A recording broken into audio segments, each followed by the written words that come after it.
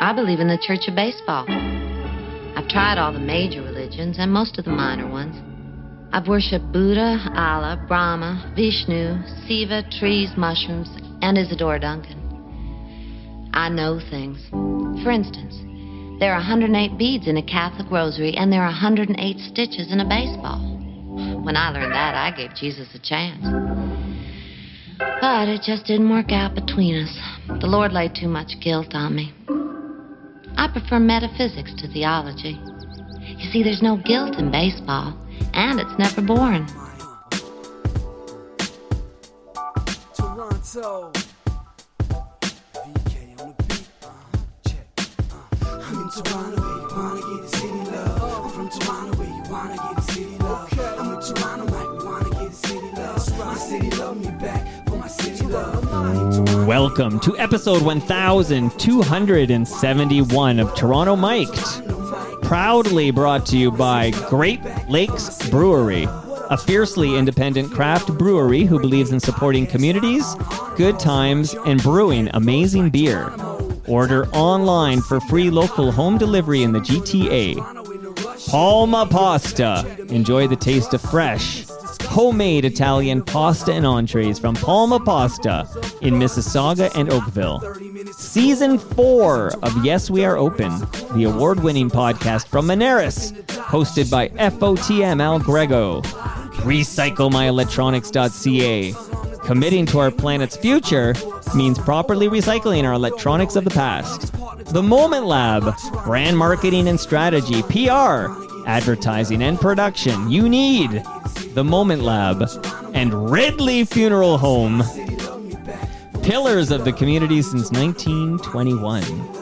Today, together on Toronto Mic'd for the first time, is Dave Perkins, Bob Elliott, and Larry Millson. Welcome to each of you. Thanks for doing this. Good to see you guys. Good to be seen. Yeah. Great to be Good us. to be here. Good to be good to be able to come. Well, honestly, Larry, I'm going to just very, very quickly recap like all of your previous episodes. I'll do this really quickly, and then I'm going to ask you guys a question, and then hopefully we'll hear less me and more of you guys. I'm so excited you guys are here, even though the scheduling of this episode almost killed me. But we made it happen, guys. We're here. We're here. Okay, so I'll do it as quickly as I can, but if you're looking for the A to Z on Bob Elliott's career, he was here in December 2016. It was episode 207. Mike chats with legendary baseball writer Bob Elliott about his years covering the Expos and Blue Jays, why he was banned from Bob McCowan's Primetime Sports, and the future of baseball in Canada. That was back in December 2016. In July 2019, this is episode 490, I spoke with Dave Perkins, and he told several amazing stories. He's a longtime sports columnist for the Toronto Star.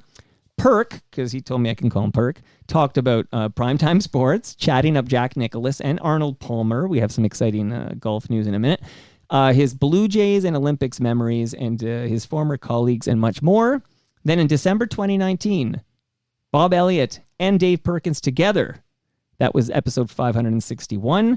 We talked for 2 hours. Then in April 2023, finally, longtime Globe and Mail scribe and Toronto Blue Jays beat writer Larry Millson came over. We talked about his visits to Maple Leaf Stadium, his years at the Hamilton Spectator, the Toronto Star, Toronto Telegram, and Globe and Mail, and the many Blue Jays teams he covered.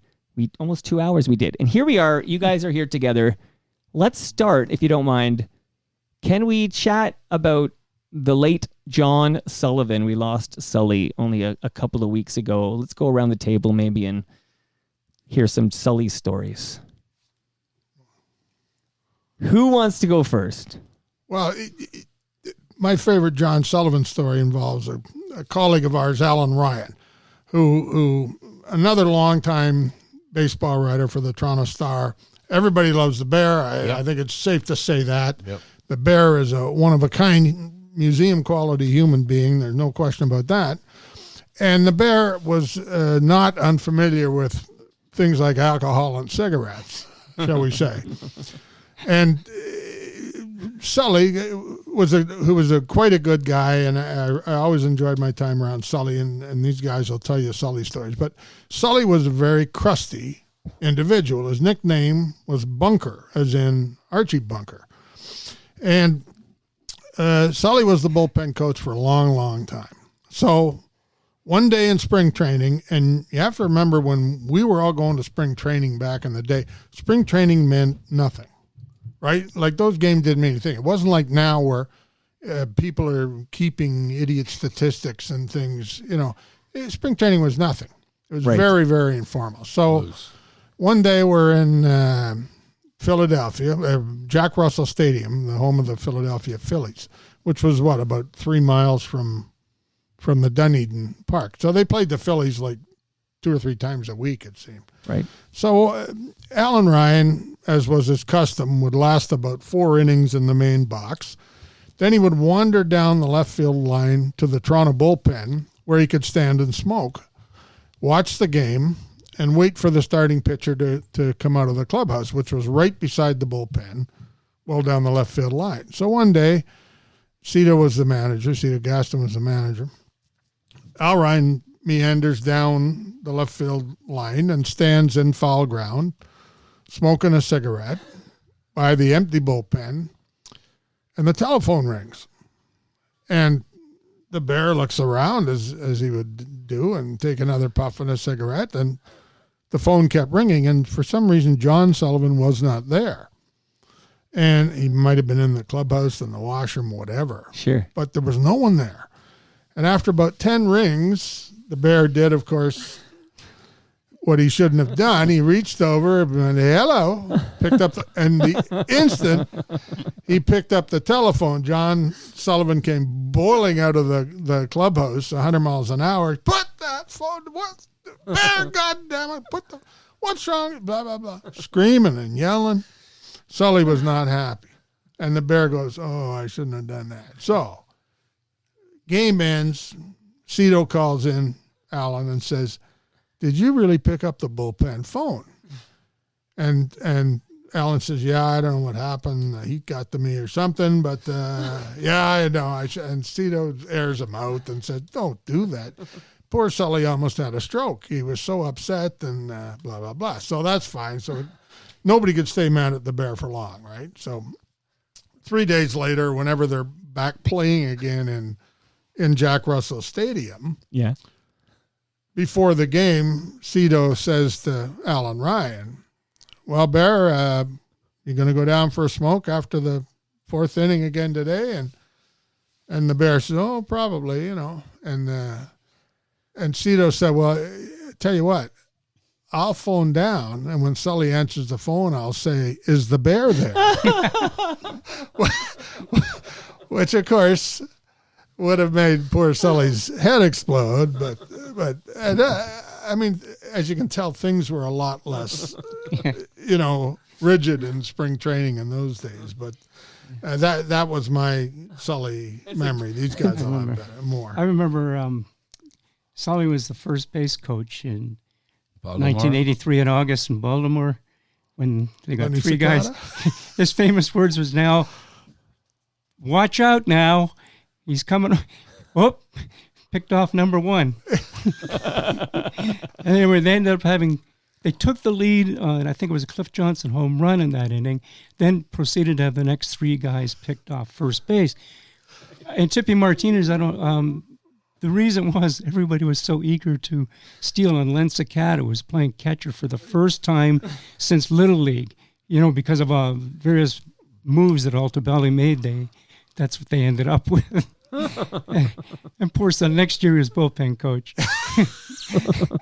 But I remember Dave Collins. Collins was just... And the thing is that Tippy Martinez did not have a good move. In fact, nobody can remember anybody he ever picked off before. But Dave Collins, who was an exceptional base stealer, was so anxious to go, and he said, oh, he was balking. But that's what everybody said when they got back, that he balked. It was Collins and Bernal, and who was the third one? I'm trying to think. I should have looked it up. I covered the game. It was so stunning, and they lost it. Well, how about you, Bob? You got a John Sullivan? Yeah, I remember the year they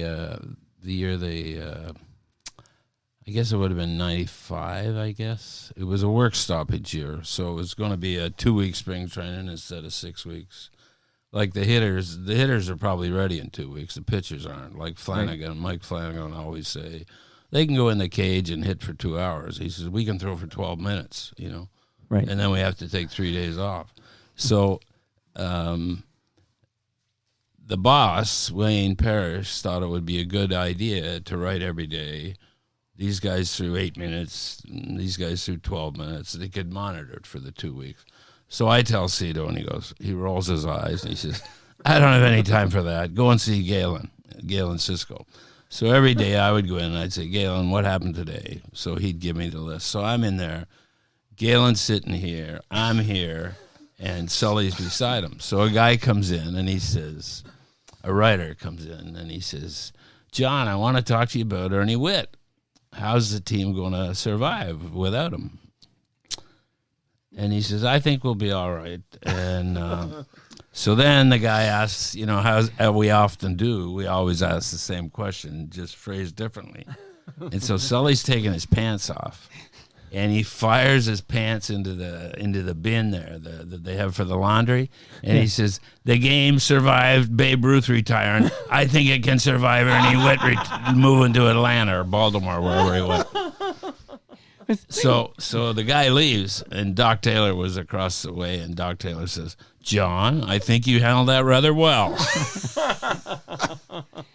Sully was a really great a batting practice pitcher.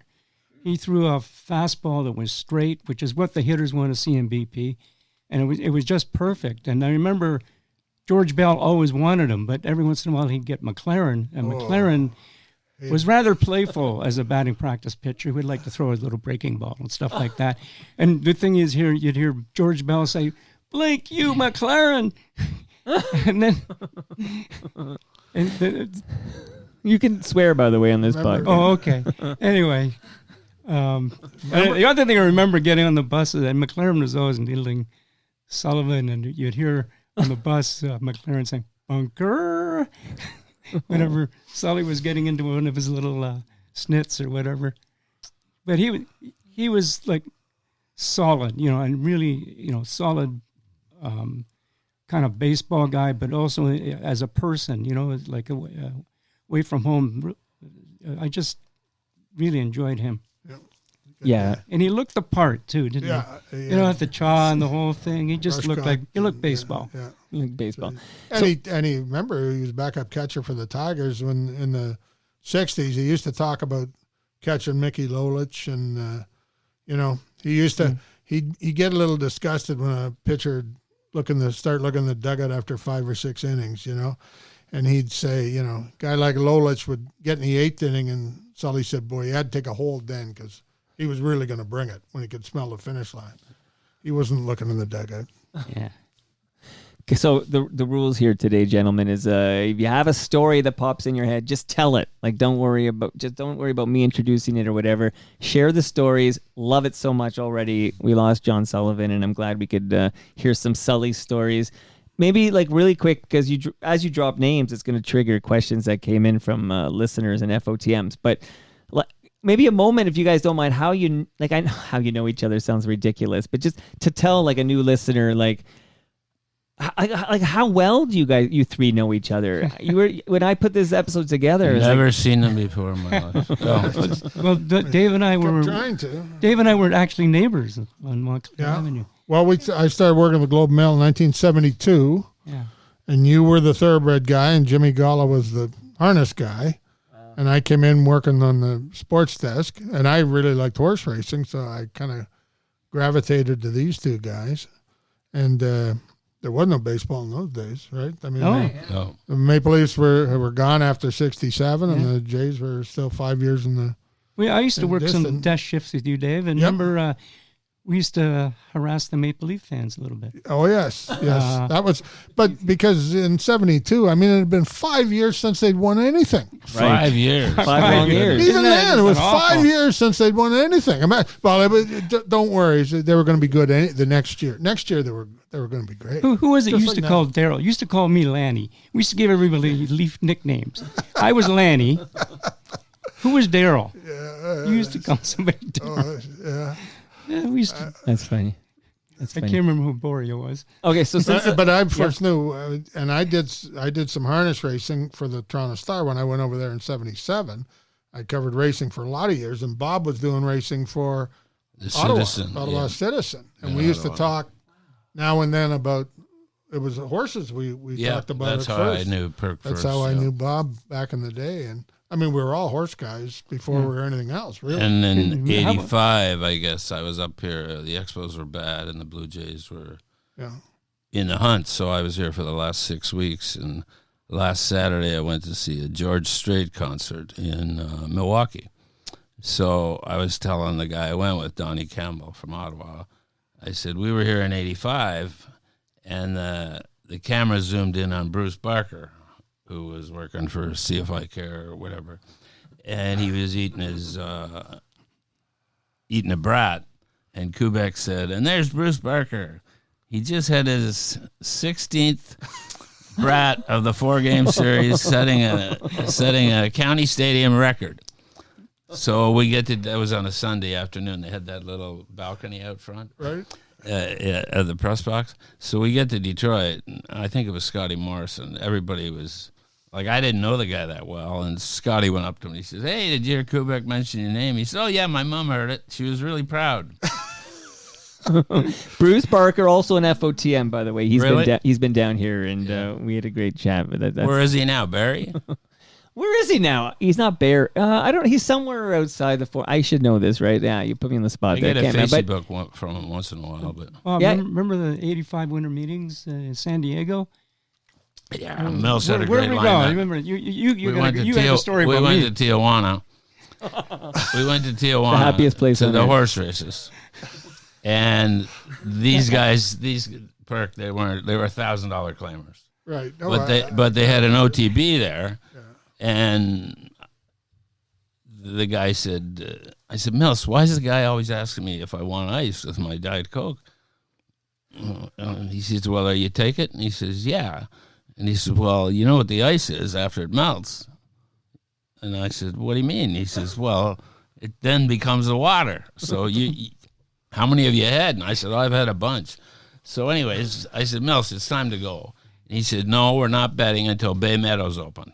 So I said, why? He said, because we started at the Meadowlands, and if I lose at Bay Meadows, I will now have lost at 8 tracks And and four in times one day. Bay Meadows, San Francisco. Yeah. Oakland, yeah. Burlingame, yeah. It's across the bay. You know, one thing about that track is they had one of the best margaritas I've ever had. It was They should. they just knew how to make them. Yeah. It's funny you mentioned that because the year the Super Bowl was in San Diego, I think it was 02 maybe, about 20 years ago, I went down to Tijuana because I wanted to go to the track and see it, and the racing was gone, and it had become like the backstretch, all the barns, everything were like a homeless shelter. It was tents everywhere, but they had betting in the grandstand. They had OTB in the grandstand. But on the backstretch where the barns were, it was nothing but refugees and homeless people. Everything was unbelievable. Why I went there, I don't remember.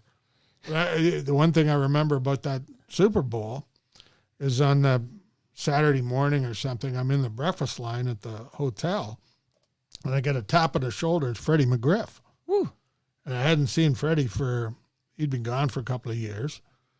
And this was at the height of the Bonds hitting 75, 73 home runs, whatever it was. And so Freddie says, let's have breakfast. I said, great. So we sit and have breakfast, and we're talking. And I said, Freddie, you come in 87. You know, I remember when he broke in with Cecil Fielder, right? That was our time there. And I said, you kept hitting 30, 35 homers every year. He says, now you're going to get close to 500. I says, but all these other guys are hitting 68 and 64 and 72 home runs, and you're still hitting 35. What's wrong, Freddie? And all he did was reach out his arm and go like this.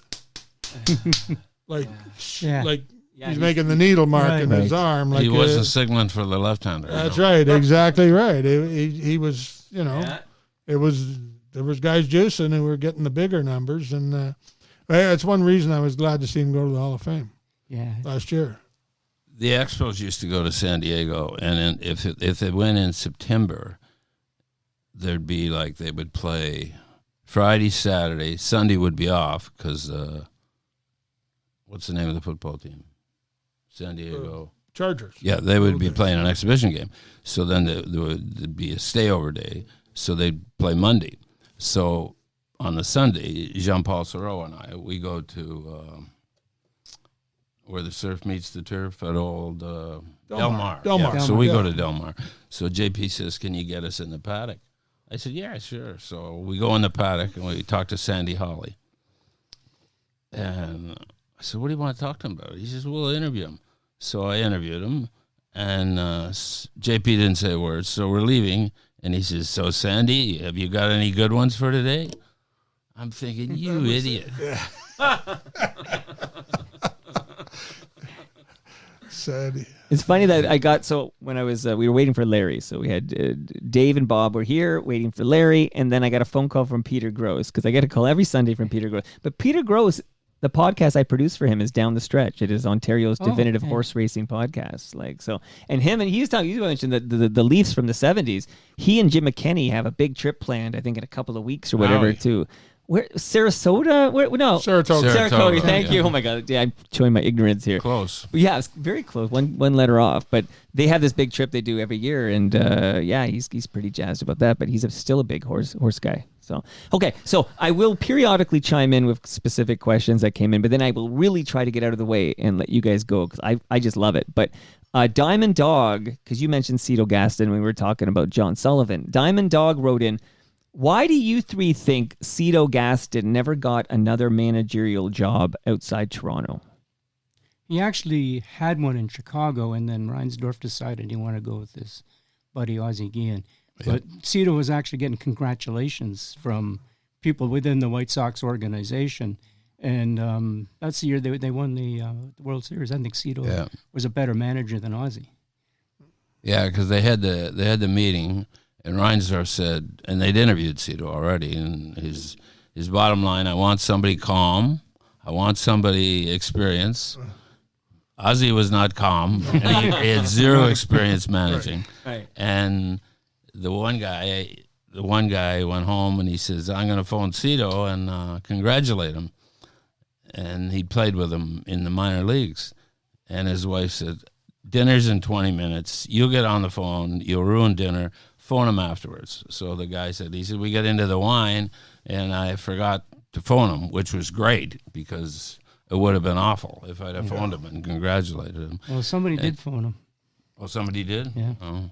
And Cito, he also he tells the story and he laughs. He said, I had an interview with the Angels when they hired Sosha, and I didn't go.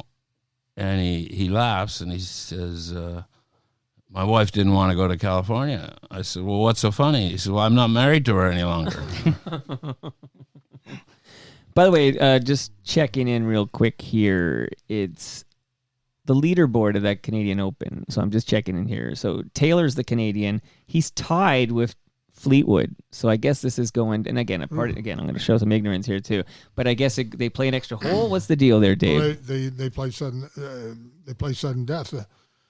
I remember Mike Weir was in a sudden death playoff with Vijay Singh. That would have been 04, maybe 03, 04, about around 20 years ago.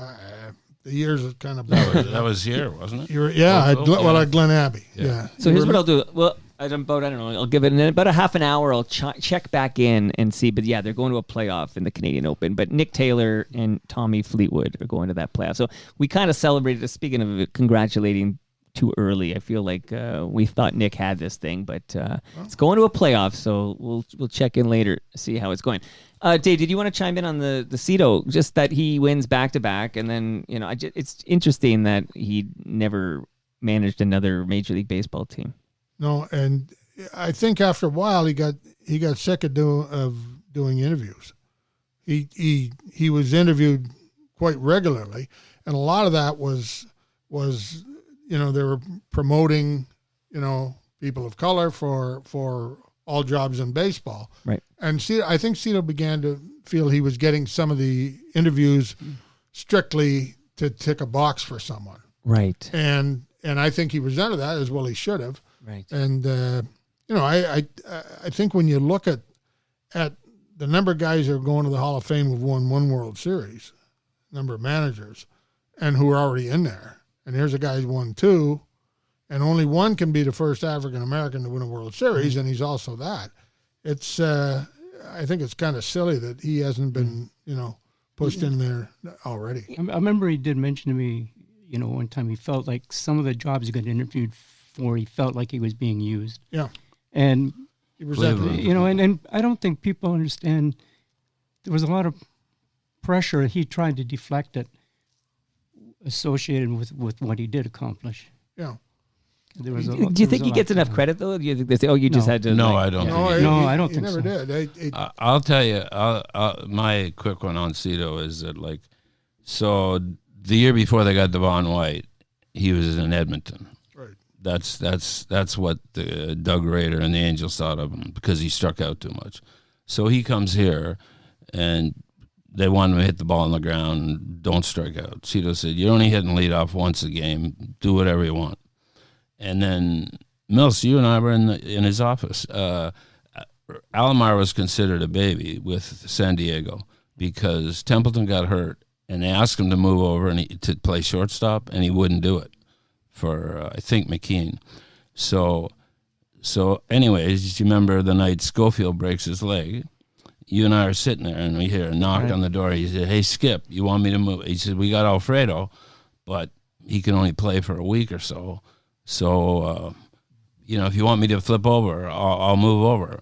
And it was so he was the great tactician, like in that 15-14 game, Castillo hit with 8 outs to go or 9 outs to go. He let the pitcher hit. But I tell you, guys played above what they were, and guys played for them. So, And that's the manager's job. Yeah, is to get I would say, guys to play hard and to play well for them.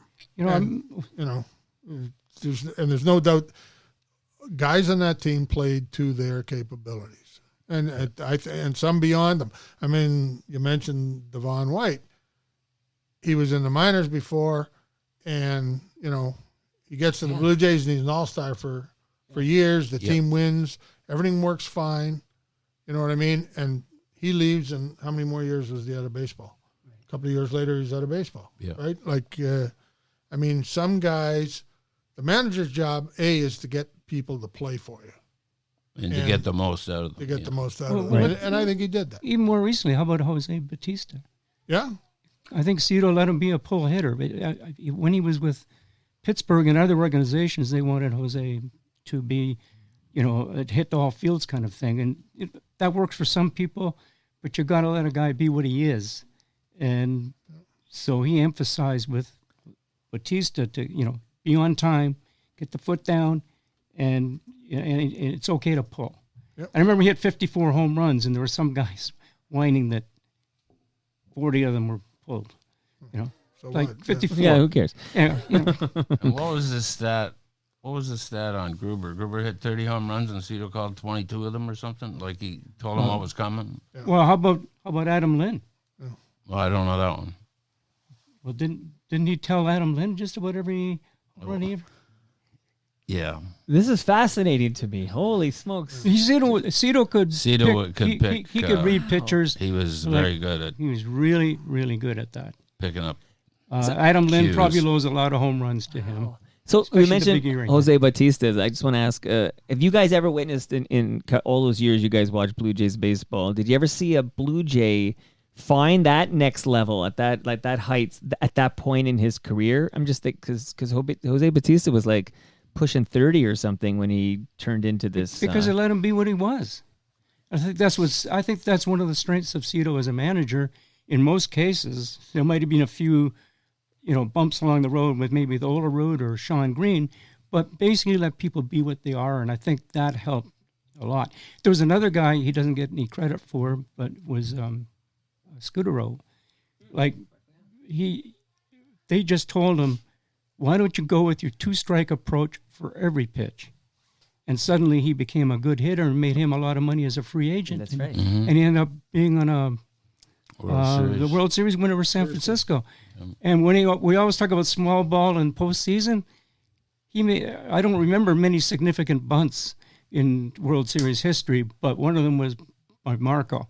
He put down a sacrifice bunt, and they scored the winning run in Detroit. And there was a big bunt by Otis Nixon, and Cito called that one, Yeah, too. that's a great bunt, too. I remember that one. We're going to get to that one later, actually. But I wonder if Dave or Bob have any thoughts on the Jose Bautista, the spike. It is, I don't know what you call that, but when suddenly you went from a guy, just kind of a pedestrian guy, to 50+ homers. Like, it was quite the jump. Well, Brady Anderson.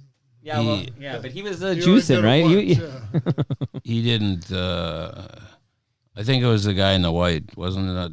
The ESPN story. The guy in the, That's right. but The man in white. The man in white. But what ESPN failed to leave out of the story was that it was the White Sox who complained about him. So, and it was their first trip in. So I looked it up, and he had hit 7 or 8 home runs the September before. And so they came in April, and he had 1 home run. So those White Sox, that bullpen guys, were pretty sharp to figure that out, that he was going to be that good. But I remember one day in Bradenton doing a story. I do it often. Sometimes it would be nothing, but Aaron Hill, who's the most impressive player you've seen this spring? Bautista. Vernon Wells, Bautista. Fletcher, Bautista. He hits the ball hard twice a game. And I think, like, what was he? 5 teams or 4 teams that 1 year he bounced around as a Rule 5 guy. So and Pittsburgh.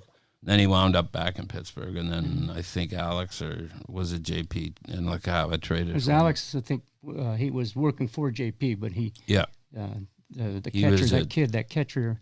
Robinson. Robinson Diaz. Yep. Yeah, and they promoted Catcher of the that guy. future. Yeah, they promoted him, and now we saw why. Yeah.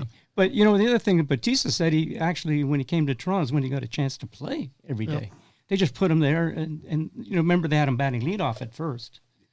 And I remember some people laughing, when he was hitting all the home runs and had him batting leadoff. Well, they seem to do that now, don't they? So maybe they're a little ahead of their times. Ahead of the curve, I remember one time talking to Bautista, and the first time he went off with the home runs and led the majors, he was the best player on the team, and then he was the best player in baseball. Then he was the best player in the history of the franchise. Right. So I asked him.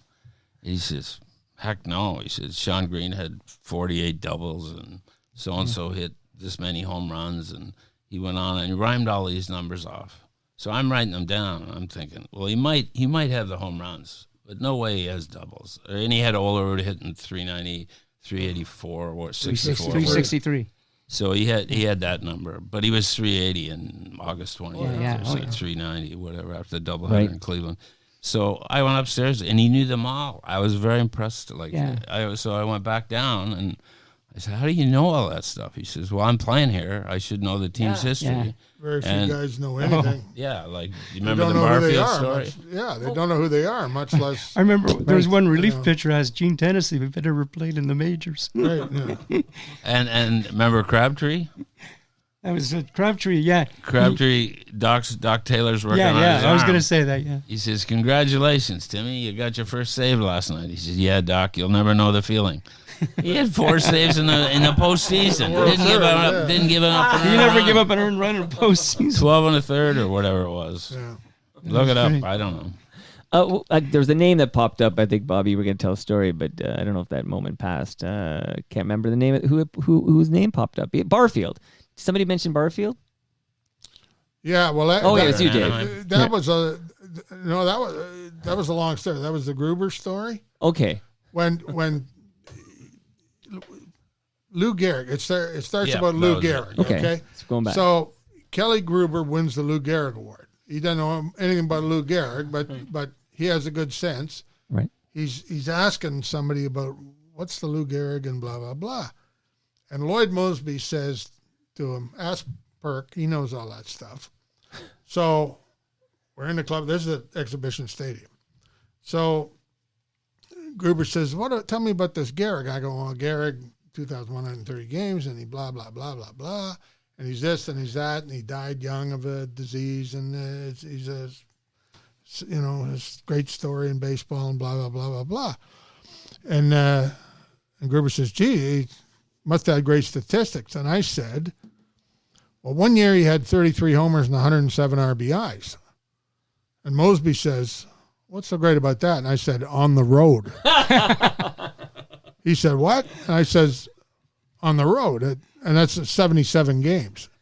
He had 33 and 107 in road games only. And Mosby says, well, that's impossible. And I said, no, trust me, you can look it up. And in walks Barfield. And Mosby says, Lloyd, Jesse, listen to this. Tell him. So I go through it again. In 1927, Lou Gehrig has 33 homers, 107 RBIs on the road.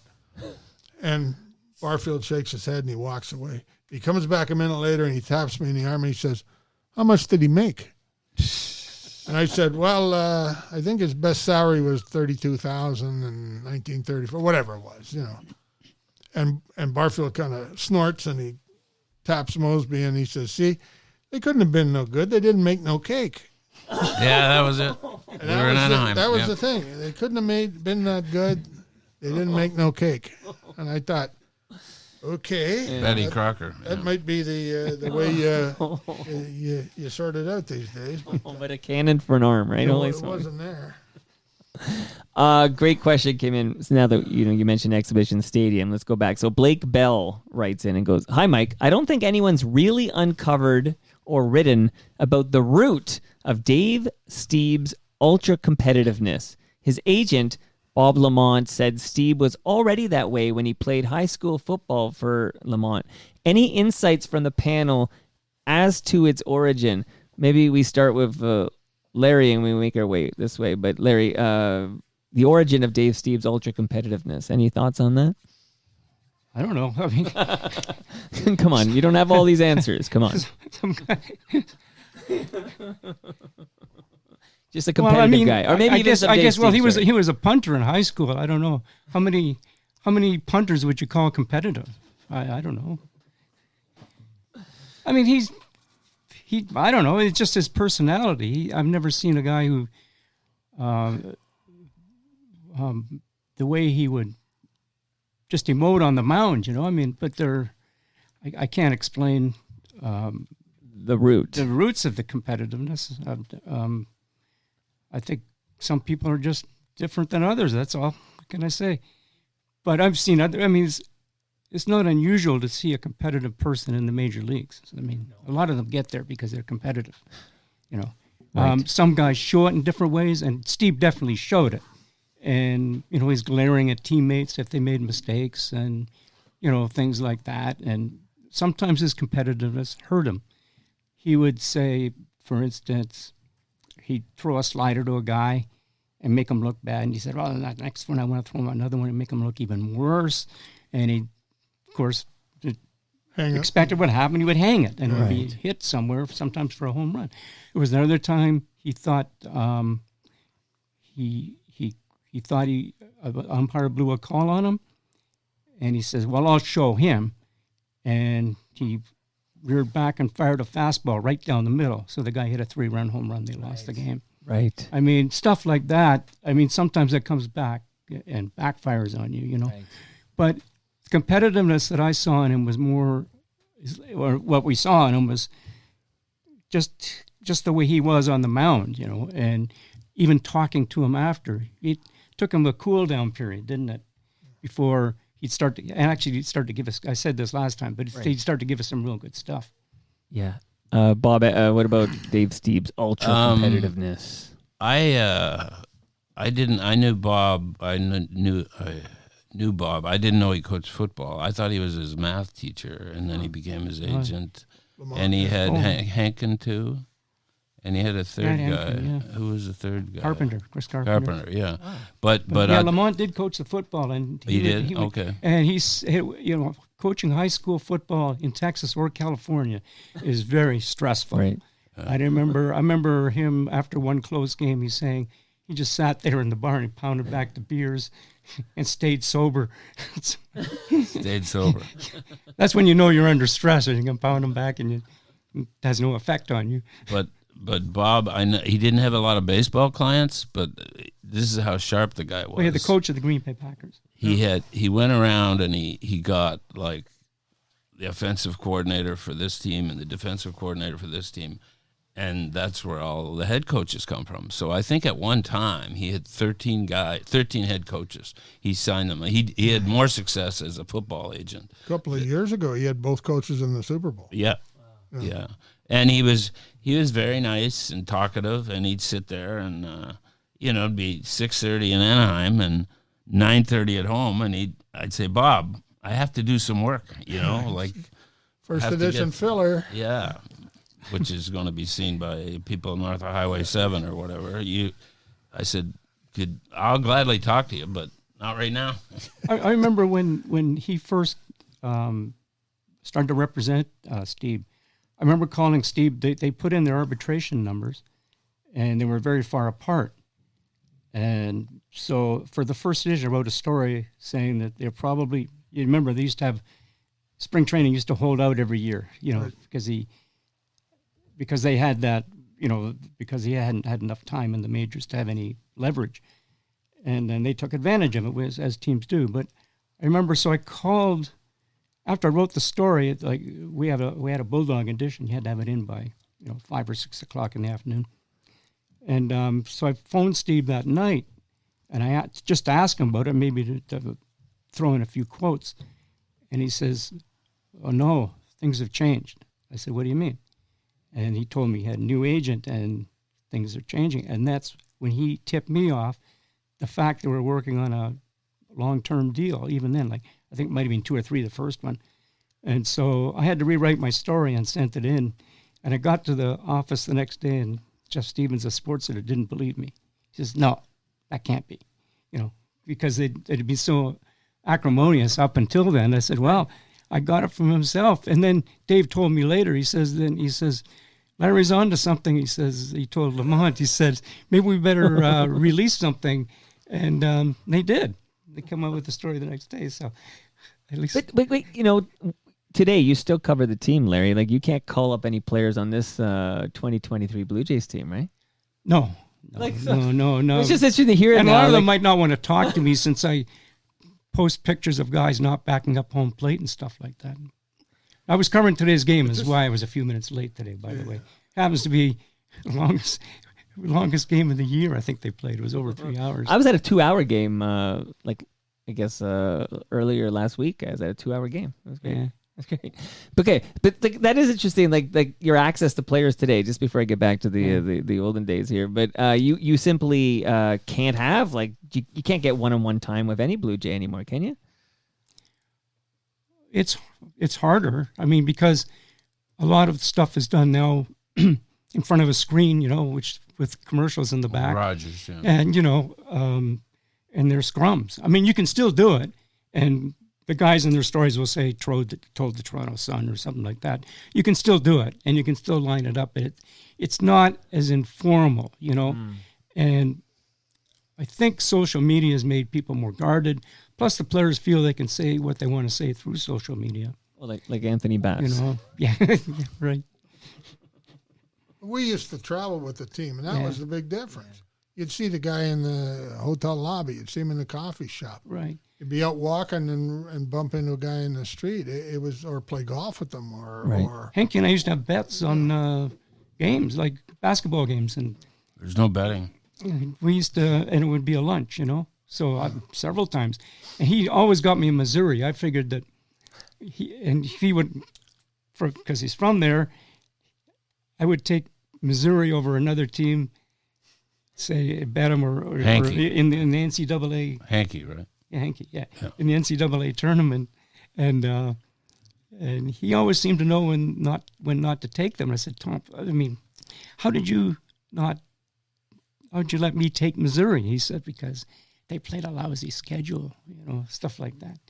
And I remember that Ben Johnson won the gold medal. Oh, yeah. Okay. He comes over to me after, he says, and we're all proud, a Canadian kicked their butts, right? Yeah. Carl Lewis. Yeah. And so anyway, I remember. He comes over to me and says, I just heard they got Ben Johnson, and this is right after it. He was joking. They've got him for drug use. He says they're going to disqualify him. And we were all laughing because we had a bet on it, right? And he was joking. And he was joking. And then, like 24 hours later. Day. And the thing is, I got to say, I owed up to it, even though I won on the track. Right. I lost in the Lost in the urine room. Well, I bought lunch for Tom that time. in Cleveland, which is where we were when the race happened, Rick Leach took Carl Lewis, and George Bell took Ben from Johnson, the Islands. So now we get to Boston, and all the news hits the fan or whatever, and so Leach wants his money, and George says no. Right. The bet was whoever crosses the line first. Right. There wasn't anything about gold or silver or anything. He says, I won a bet, you pay me. And they were still fighting about it. Coneheads. Speaking of bets, the aforementioned Dave Steeb still owes me a dinner. Because shortly, I don't know, whenever they rinsed him for the second time. Remember when he came back? The comeback? The reliever, yeah. And anyway, I had heard they're gonna release him next week. So I'm talking to him, and he says, "Oh, they're gonna do that." I said, "David, I think they're gonna release you next week." He said, "They're not gonna release me." I said, "Well, maybe not, but I think they're gonna release you next week." He says, "Oh, I'll bet you." I said, "Well, what do you want to bet?" He said, "I don't know." I said, "Well, I'll bet you dinner." Fine. A week later, they release him. Wow. So I didn't see him for a couple of years. Yeah. Then I run into him, and I said, "You owe me dinner." He says, "Yeah, I know." And he did. He says, "So I'll I don't know." I said, "I never see you. What's going on?" Last summer, at the 20th or 30th anniversary of the '92 team, and he was there. I run into him, and the first thing he says is, "I still owe you dinner." I said, "Well, God damn it, pay up." Let's do it. I'll never get paid out of that. All right, I have a very interesting question for you, Dave Perkins, from a guy who calls himself 63 Lunches. But really quickly, I'll tell you, I have dinner for all three of you because I got Palma Pasta lasagna for you. So thank you, Palma Pasta. You guys are all getting a frozen lasagna for you. And I also have beer. Dave, before I ask you this question from 63 Leafs here, Great Lakes beer is your beer of choice now, is that right? I enjoy it. You moved me So into is it. it because your first visit you went home with some beer and then you liked it, so now that's all you buy, right? Something. So yes, beer it was, and it was good. And my local happens to stock it. Okay, and that's the beer store, and they all don't. So anyway, yeah, Okay. it's quite good No, I agree with you there. if you like that sort of thing. If you like fresh craft beer. So you guys get the fresh beer from Great Lakes. Go ahead. Why Larry. did a guy call himself 63 Leafs? Like, Yeah, I'm gonna. That question's coming. I think it's interesting. But what were you gonna say, Larry? I'm in the Hall of Fame. The Hall of Fame. So 63 Leafs says, "Hi, Mike. I always wondered why Dave Perkins did not like Tony Fernandez." That's You asked me this 5 years ago. Yeah, or 4 years ago. I didn't check. Do you if have I've to asked like? it Does before. everybody have to like everybody? Is this participation now? Like, No, you don't have to like Tony holy Fernandez. geez. Did he? So he asked that same question when you were here the first time. Well, somebody did. So okay, well, it's got to be the same I guy. forget what my It's answer all, was, you know but what? it's the same answer. It's the same. Go back to the Just say see episode Yeah. right. Go back to the 512 Dave or Perkins. whatever. But why does everybody? I mean, there's hundreds of players we covered who didn't like them. They didn't like us, me. Who cares? Yeah. Your job is to just. It's write it's your funny now story. if you point out that somebody made a mistake. People hate you. Even guys in the press box will say, "Why do you hate that guy?" I don't hate him. He just made a mistake. Yeah, right. Yeah, I mean it's funny. That was used to be our job. Yeah, Remember? exactly. And now it's there's an awful lot of cheerleading. I mean, George out Bell, there. one of the greatest players in the franchise history. Remember, he lollygagged it on a base hit in Tiger Stadium and let the guy get to second. It cost him the game. Remember that one? And we were all over him for that. Right. Yeah, I can remember a pitcher on the Blue Jay staff said, because I used to keep funny stats. I used to keep stats that people never kept, umpire ERAs and things like that. Right. 40 years ago, 35 years ago or something. And a guy, one of the pitchers saw me working in my notebook one day. I was recording some weird stuff. I think it was outs on the bases or something. You need a big notebook for that team. But and the guy says, "Why don't you keep a stat for us?" I said, "Which one?" He says, "Why don't you keep up number of triples we give up down the left field line?" Like that was a shot at George by their own guy. You know what I mean? Like because they used to give up a fair number of triples down the left field Another line. one you could have done on George's cutoff man missed. Oh, He was, and down that stretch in '87. Mondesi would have beat her. And they, well, that was later though. I think, but you're right. At one time, but his arm was so good, it didn't matter. But then as he deteriorated, then it became costly. 5 seconds here for station identification. Hi, I'm George Bell. You listen to Toronto Mike. All right. George is here? George. He's doing better. Right? He had some stents put in, and he had some heart issues a year and a half ago, maybe. I'm not sure. He had some work done. They wanted to fly him to Boston to have the work done there, the same hospital that took care of Ortiz after he got shot. And the Red Sox couldn't get him in the country because of the COVID. So George stayed back in the Dominican, got the heart work done there. So stents, I mean, we know about stents, right? Well, I was going to say, like, how are you guys doing? We got more stents between us than Vladimir Guerrero has home runs.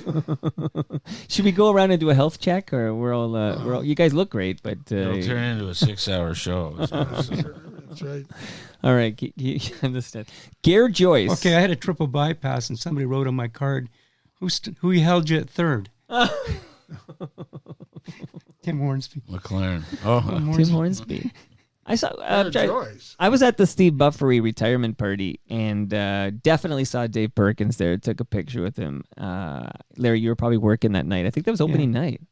I think maybe opening day or maybe a home opener or something. I was usually when these things come along, I'm covering something. You were at the Dome, I think, or whatever. But Bob, you were probably out of the province. Who's saying this, Gare? No, I haven't got to Gare yet. No, now I'm going to Gare. So now it's Gare. This is Gare. That was me.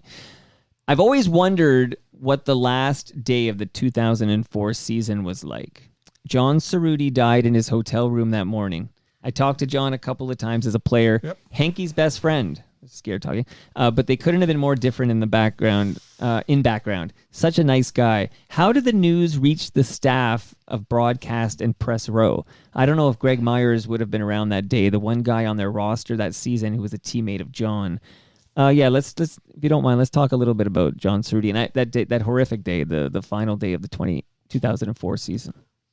Well, I think it broke about the 6th or 7th inning or something. Yeah. I mean, you could see that Rick Briggs Jude, like the look on their faces, something was up. And anyways, I think they finally announced it after the game. And Perky, we went back to right, and Perky looks over and he says, "What's a great guy like that doing who basically his big night out was having 3 milkshakes? How is it that he's gone and a couple of lumps like us are still sitting here?" Yeah. I said, I don't know. The funny thing is that was a Sunday, and on the Saturday, 2 days before, I made my first and only hole-in-one. John was a great golfer, and we played a ton of golf, and I had made a hole-in-one that week, and John had heard about it, so he came into the box on the Saturday, and he wanted details. He was excited. He was, and we set up a golf game for the following week, he and I. And so Sunday morning, when I got to the park, I said, I have to go and check with John because we're going. So I went up to the broadcast booth. This is an hour before the game. He wasn't there. And I said, that's where's John? And they said, I don't know. We're looking for him. He's late, and he missed the meeting, and blah, blah, blah. So I thought, oh, well, it's one of those things, you know. And so I went back, and just at game time, I noticed Tom Cheek was not on the radio. Cheek had gone to TV. So I went back and said, why is Cheek on TV? Where's Cerruti? And all of a sudden you could see everybody was, well, no one knows. No one knows like this. And you knew something horrible was going on. So I went right to Paul Godfrey and said, there's something going on here. What's happening with Cerruti? And he told me. And he said, don't say anything because we're still trying to get a hold of his family and we're still blah, blah, blah. So I sat there for a few innings just kind of stunned. Here was a guy that, 24 hours before we'd been in yakking about 7 irons and stuff. Oh, was he 55 or something? Oh. Not even, I don't think. Not even. John 45 was in his maybe? 40s. Yeah. 40s? Yeah. There, I was in New York covering the Expos final game. But you guys know Cerruti and I were close. Yeah. I'm sorry. I had Rob Folds on the show, and we talked quite a bit about this, and Yeah. they were tight broadcast crew there, and it just sounds like a great guy. It was, and then the next day, Claudia phoned me and asked if I'd write something for her for the, I went, I didn't want to, but obviously, I did whatever I could. And then the Jays chartered an airplane to fly everybody to Dunedin, Albany for Dunedin, pardon me, Dunedin for the memorial. Buck spoke. Yeah, and Buck spoke, and we went to Albany for Cerruti's. Oh, And it was when Cheek passed, they chartered a plane, we went to Dunedin. okay. That was and that was held at the funeral Stadium. home and then at the stadium. Yeah, remember we all went to the stadium after Cheek passed. Those were sad times. Those were terrific guys. Best friend I've had in baseball. Oh, I'm again sorry for your loss. I know it's terrible. Okay, one little interesting factor that Gare Joy's question is that I now remember Gare telling me this story that Tom Henke was his best man. So Gare Joyce's best man. So Gare Joyce's best man at one of his weddings. I don't think it's the current one. I gotta check in with him. But was Tom Henke, which let me segue over to ask. Give me an idea what kind of guy Tom Henke is. What was he like when you were covering him? Just Tom Henke seemed larger than life for me growing up.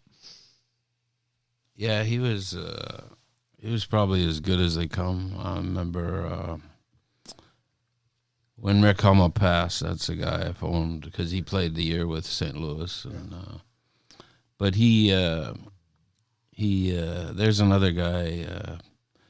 He was pitching for Texas, and he fouled up a bunt in spring training, and Doug Rader called him gutless, and next thing you know, he wound up being exposed in the compensation draft, and they were going to draft that Argenis Salazar from Montreal, and the rule was a team could only lose one guy. So Moose Johnson, he was the guy who Johnson, who was terrible for names. He said, well, there's that big tall guy, Hankeman or something like that. He wears glasses, and he's with the Rangers, and he's at AAA, and he's in the doghouse, and so that's how they got him. And in '85, he had a find it if you can ERA like 0.65 or something at Syracuse. Did he not? And they didn't call him up till late. Till Baltimore. Because I remember they'd spend all that money on Bill Cottle, right? Yeah. And I have a Cottle story. Okay.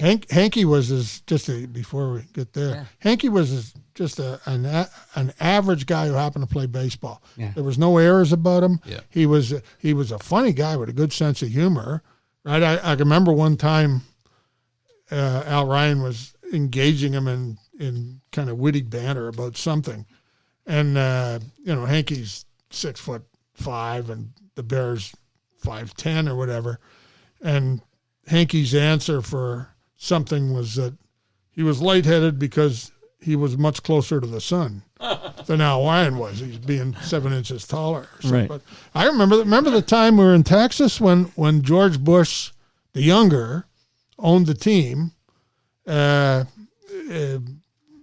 his father was the president, George H.W. Bush, and the Jays were playing, and George Bush, the younger, he'd come in the press room and have dinner, and sometimes sit with writers and talk and shoot the shit and shoot the breeze and blah blah blah, and so the word was that he was going to bring his father, President H.W. Bush, into the clubhouse to meet the players.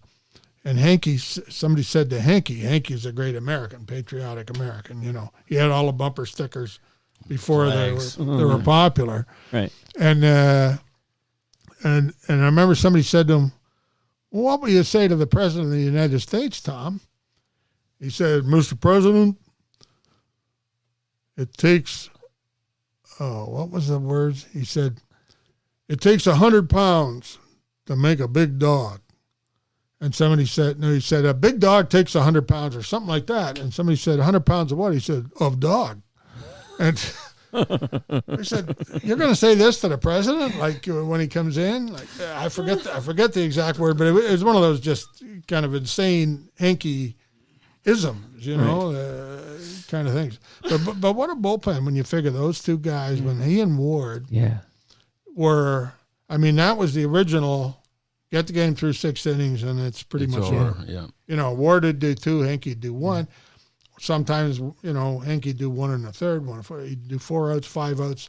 He wouldn't, I mean, he'd do what they needed him to do. You know, I remember when Ward had a bad outing and he wouldn't talk to us. And so we asked Hankey the next day if he'd go talk to Ward and just say, you know, if he'd, you know, just own up to it after the game and all that, he'd, you know, that's part of his job, but also we might even cut him a little more slack, you know. And he went and talked to him, and Ward was sensational All those guys, whenever they blew a save or blew a lead, they would I remember them always standing right there. Yeah. Anybody got anything? If Henkin got knocked out, Pat Henkin got knocked out in the first inning, he'd be in front of his locker at the end of the game. Yeah. One time in Texas, Hankey gave it up to Sierra, I think. Ruben Sierra, I remember that. And he wouldn't talk. And the next day he went around and he apologized. Exactly. I was just going to mention that one. He said, "So did dog, you guys." But, you know, I was in a those bad guys space, you know, or something. Yeah. No, I remember I was going to mention that. Yeah. Is there a Bill Caudle story there I can get for you? Bob? So they're at Tiger Stadium, and Caudle throws his first pitch, and at old Tiger Stadium, so Bobby Cox goes walking out, and he gets to Witt long before they get to the mound, and he goes, covers his mouth, and he says, "Ernie, how could you call a first pitch changeup to this guy?" I don't know who the hitter was. It was a dangerous hitter. And so Ernie's got the mask on. He says, "Bobby, that wasn't a changeup. That was his fastball." So they get to the mound, and Bobby Cox says, "Let's go get him, Billy." And he walked back to the dugout. And that was, I think, a week later, Hankey was up. I remember a similar situation. Was in Oakland, and I think Dave Collins might have gotten the winning hit or a hit against Caudle, but he blew the save. And after the game, we were talking, and one of the, I think it was the AP guy, had been in the Oakland room, and he asked Caudle, the guys want to know, the Oakland A's players, they want to know, when did you start throwing a changeup? And Caudle went ballistic. He says, "I don't throw the changeup." You know, and I remember another time when there was a lot of controversy. Some people thought that, you know, maybe he wasn't being used right or whatever, you know, because Scott Boras was his agent, and I used to get a lot of calls from Scott. And so I remember Bobby once just took me over into his office, put me in the corner, and says, "There's nothing coming out." And that was a simple, you know, that was the explanation. There's nothing coming out. I got to ask, I think it was, I can't remember now whether it was you, Dave, or you, Bob, who told me this, and we'll find out right now, I guess, but that Pat Gillick wanted Bobby Cox to play George Bell, but Bobby was playing Dave Collins, and someone told me this story. Is there any truth to this, that Pat Gillick trades away Dave Collins to force Bobby Cox to play George Bell. Is there any semblance of truth in any of that? Or did I dream this in like a fever dream? That one I don't know. They traded away somebody to play Sean Green. Don't forget, they also in that trade was Alfredo Griffin, and they had Tony Fernandez who's ready to take over. So there's more to it to that trade than that. That was the Bill Caudle trade. Oh, right. Right. Yeah. Okay. Because they went after Suter. Okay, somebody told me this story, and I can't remember now. It obviously wasn't Dave or Bob, they needed a closer. I mean, they probably, and Caudle was a good closer at one stage. Sure, of Oakland, whatever. Yeah. Well, he was the, as I know from, I used to collect the stickers. He was the Rolaids Relief Man of the Year, a year or two prior, for sure. His nickname was Cuffs. Remember? He was Okay, Sean Green. What were you saying there about Sean Green there, Dave? Well, that was the only time I can remember somebody got traded because they wanted Sean Green to play, and might have been Gordy traded. Geez, I'd have to look it up. Okay, but anyway, they wanted to open up a spot for Green in right field. Okay, might have been Cito didn't want to play him. I can't remember. Cito wasn't a real fan of Sean Green. No. I remember that. No. Was it Joe Carter? No. It was. Oh, he left as a free agent. Yeah, he was gone by then. I'd have to go back and look it up. I mean, it's 26 years ago. Mike Hannafin, who was actually here just a few weeks ago, but Mike Hannafin writes, love and respect to all three of these guys. I felt fortunate to work as a lowly radio reporter in the same era.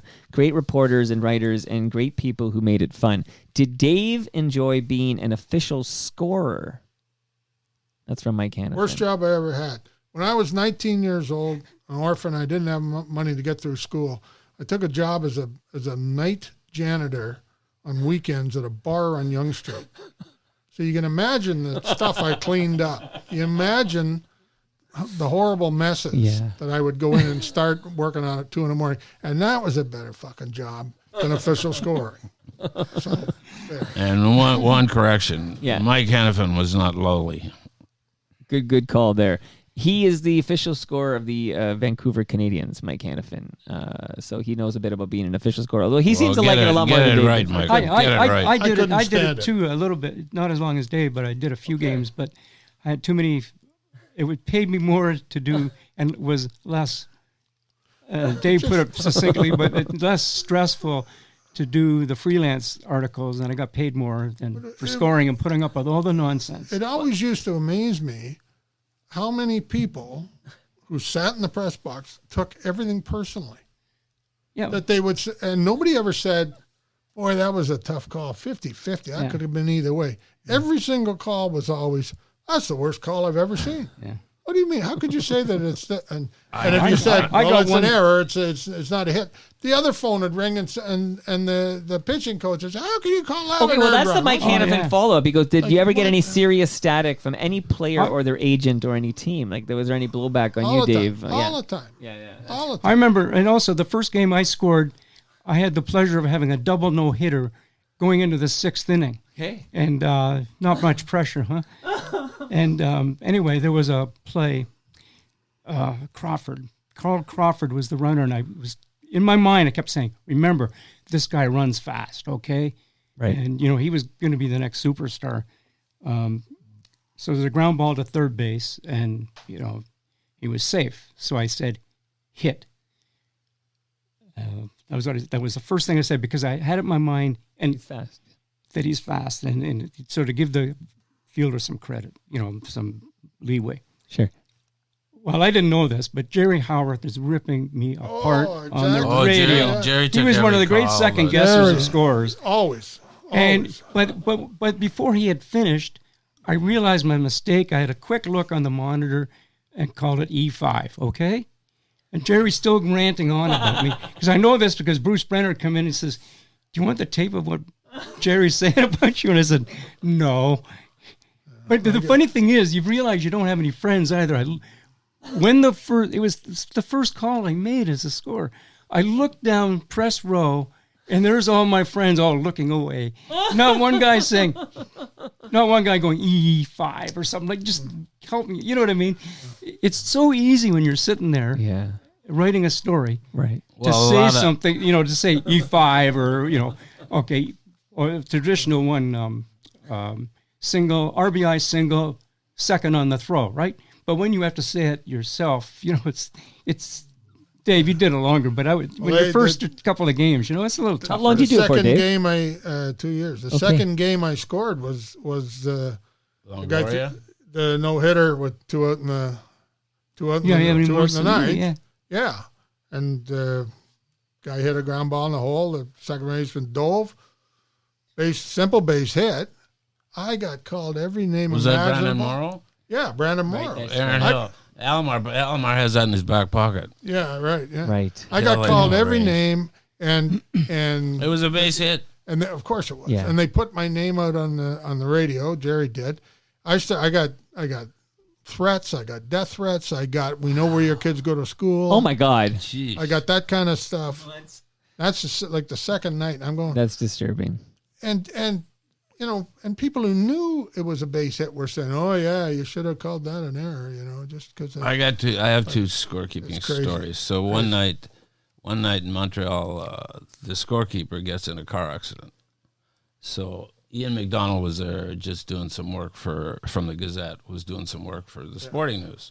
So Richard Griffin goes to him. He says, "Mac, we're stuck. Could you score the game?" So he scores the game. They're playing Cincinnati. And there was 3 calls that, like, how many times did you wrote a story? Did you ever mention the scorekeeper's name? Twice a year? Once a year? now and then. There's 3 calls that it turns out the managing editor of the Gazette is sitting there. And the guy said, "Well, what's that?" He said, "Well, that's a hit." And the scorekeeper went the other way. It was his employee. And they weren't allowed to keep games. So the guy writes in the paper, Ian McDonald of the Gazette scored. And Pete Rose was managing the Reds, so he ripped the calls. He gave Dawson an error instead of the guy getting a double or a triple or whatever. So the next day he got called in and he got suspended and everything for, what was it, $50 in those days? Wow. I mean, the managers can be connivers too, because Joe Madden phoned. It wasn't me, but he phoned up another scorer and tried to convince him that in game 1 it should have been an error. So he wanted him to change that, and the reason was in game 2 there had been an error called, and he thought if that one was called a hit, then that one would have to be called a hit. And an error, and then it would save his pitcher a run on his ERA. So he's willing to deprive his own hitter of a hit, Right. but not for his own. So anyway, the scorer dismissed it. But I mean, there is a review process. They do review it. Nowadays, They change yeah. things. Now there is, yeah. But Joe Torre used to change everything to a hit, didn't he? always, Yeah, always. It was always a hit. It was, and I can tell you from experience, Joe Torre did not know the rules. Yeah, I got into it with him Players one don't know time the rules. because None he of them did do. not know the scoring rule, and he made a thing. And the Elias people phoned the next day and said, "Well, you can't do that. You can't score it this way because of whatever the circumstance was." I forget the circumstance. I said, "Don't talk to me. I had it right the first time. Joe Torre's the one who changed it." And they went, "Oh well, we can't, And the other one. You remember? What was the guy's name? He was a minor league umpire, Lefebvre. Joe Sawchuk. Joe No, Sawchuk. not Sawchuk. I think. way back, yeah. Yeah, at Okay. Exhibition Stadium. Yeah, right. So there's a call that Cleveland doesn't like. So Rick Rick Minch, Minch, yeah, he went Ricky to Minch, the L.A. Kings, I think, when yeah, Gretzky and was there. Gretzky's guy, yeah. So he comes down, and I see him, and he's got fire coming out of both ears and everything. I said, "Rick, just so you know, this is the guy's first game back after open heart surgery." "I don't care." So he starts barking at Lefebvre, and he says, "I'll talk to you after the inning's over. I'm watching the ball game." So he goes by us, and you remember they had those hooks for the jackets? Right. And I said, "Rick, I tried to warn you." And he goes, "That's horseshit." And he goes, "Whack." and his hand fits right into the where the hook? where the hook is, right? So he's walking. And he's stuck. He's stuck.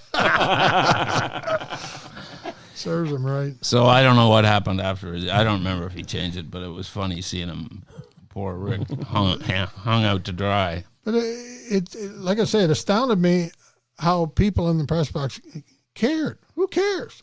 Well, I It remember doesn't when change the game. I first went Well, on we the- used to yell at you just for funsies. Like when I get Howard that. Howard's first call. Oh my goodness, Howard, come on, bear down. Oh yeah. But some guys weren't kidding. Jerry was never kidding. No. Always.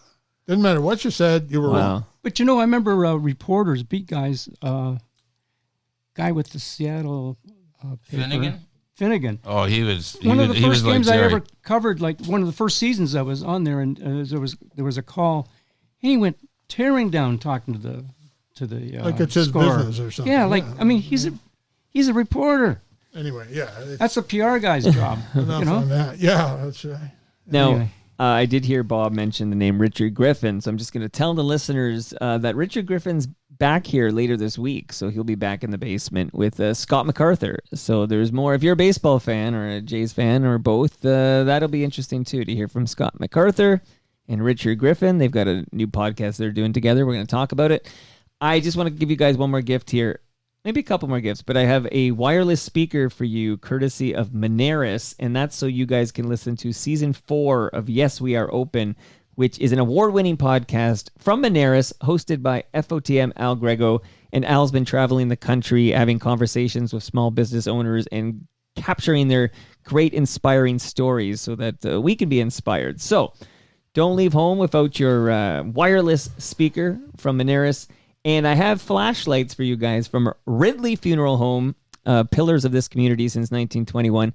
And I learned yesterday that Ridley Funeral Home finished second in the grilled cheese challenge we had in this neck of the woods. So I'll be talking to Brad Jones about that, the grilled cheese challenge. So There's a joke rolling around my head, but I'm not going to say it. well, you can say it if you want. No, you can no, say it if you want. I'm going to ask this question because I'm interested in the answer. Tex McGiblets. So Tex McGiblets wrote in and said, how did the Tim Johnson story break? Meanwhile, though, Eric wrote in and said, this year marks the 25th anniversary. Is that an anniversary? 25 years since Tim Johnson's short tenure as Blue Jays manager. And he'd like to know your recollections of Tim Johnson and the controversy surrounding him. So, Dave, maybe we start with you. Do you remember how that Tim Johnson story broke? And remind us just about the Tim Johnson story. The Star had that. I can tell you exactly how it started. We all thought the guy was full of shit right from day one because he said all kinds of weird stuff. But This fine. is about serving in Vietnam. What was this about? Oh, No, that is his upbringing too. Everything. which his mother denied. And and that's what happened. She said it wasn't like that at all. The Star had a baseball guy named Jim Byers. Yeah. He's a travel guy now. Yeah. Jim was on the thing. And Jim happens to be from California. And Jim was home talking to his parents. And he was at some kind of party in California. And somebody said, oh, you're writing baseball in Toronto now? Well, you'll know this lady over here. Her son's the manager. Wow. And it was Tim Johnson's mother, whom Byers runs into at a party. So Johnson had made up all this crazy stuff like, he was going to have a basketball scholarship to UCLA, but he wanted to play baseball instead. So instead they gave the scholarship to Lou Alcindor. Wow. Like this was the kind of bullshit Yeah. that this guy was spouting.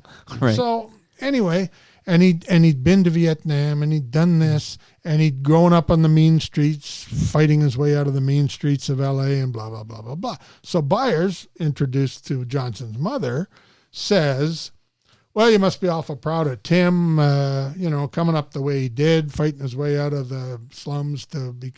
And she laughed and said, ha, ha, ha, ha, ha. Oh. Is Tim still telling all those stories? And that's exactly the line. Wow. Given up by his own mother. Byers comes home and says, I ran into his mother. His mother says she didn't do any of this. So we started looking at stuff, and we pulled all the media guides from his playing days and noticed that all his biographies kept getting better and better and better. Like Like it just went on and on and on. So we started making phone calls, and it didn't take long to pull the whole thing apart. I mean, the whole thing was pulling those threads. nonsense. Yeah. The thing about Vietnam, though, we all knew he had never been there because he said so. when he was first hired in November, Rich Griffin did a feature on him, and he was talking about, and I think this is where part of his problem came with the Vietnam thing, is that some of those guys who never went over felt the guilt. And so a lot of the stories told were really what happened in camp, like training. Right. He was talking about how difficult it was to wear the uniform, never having been over there, but the way people regarded you, because it was a very unpopular war.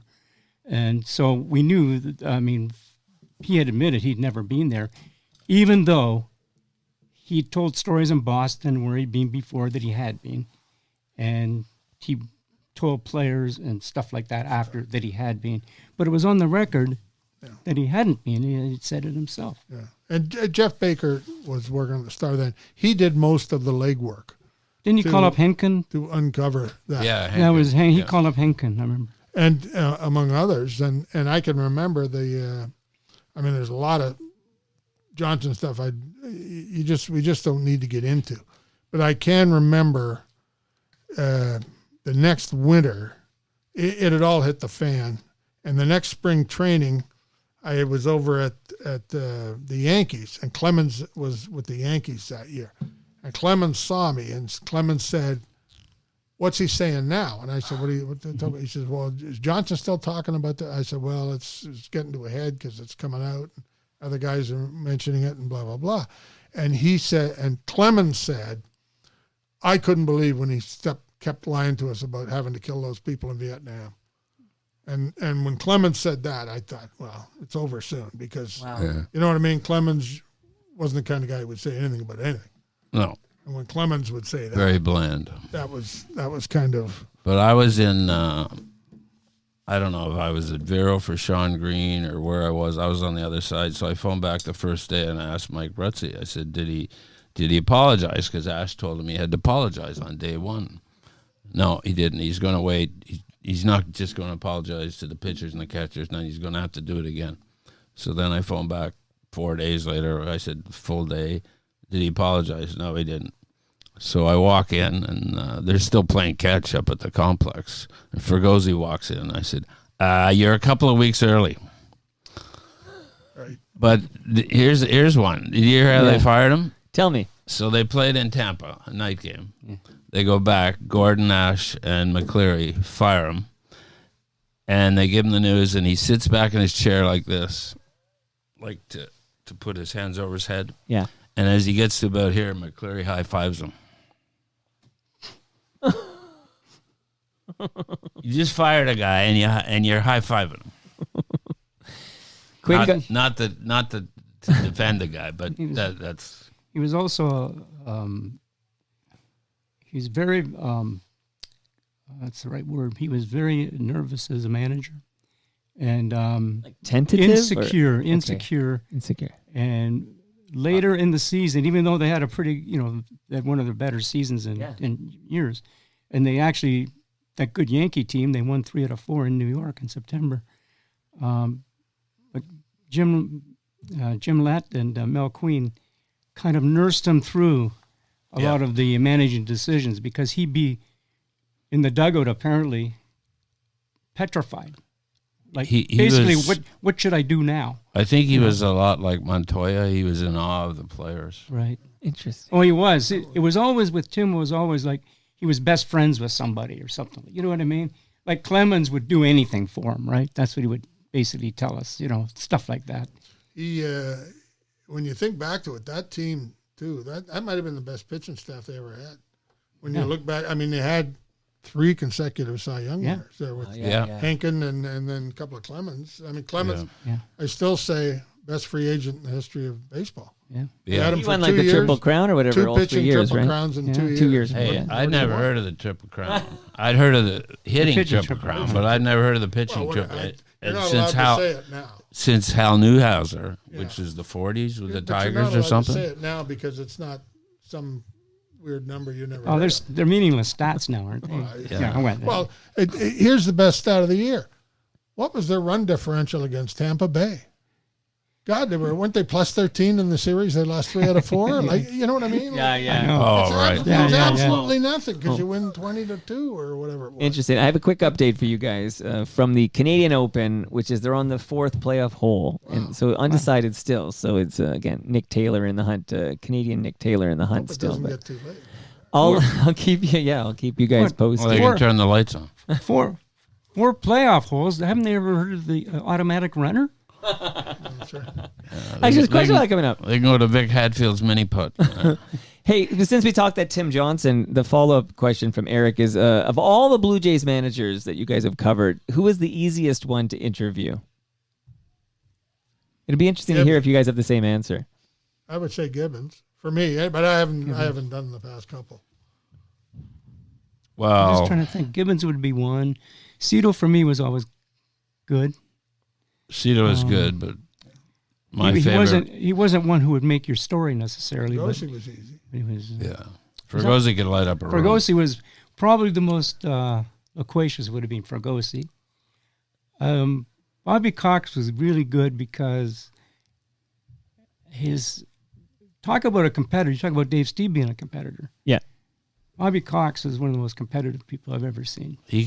Sometimes he couldn't speak after. I was just going to say, sometimes he could barely get the words out. Wow. And I remember once coaches telling me they went into the shower room and he'd taken, it was in a bottle, glass, and thrown this his dress shaving lotion thing into the shower. Well, it shattered, so effectively nobody could take a shower.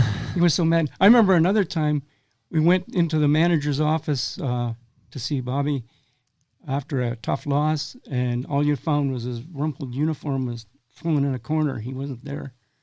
Then the next day he says, "Where were you guys? I was looking for you."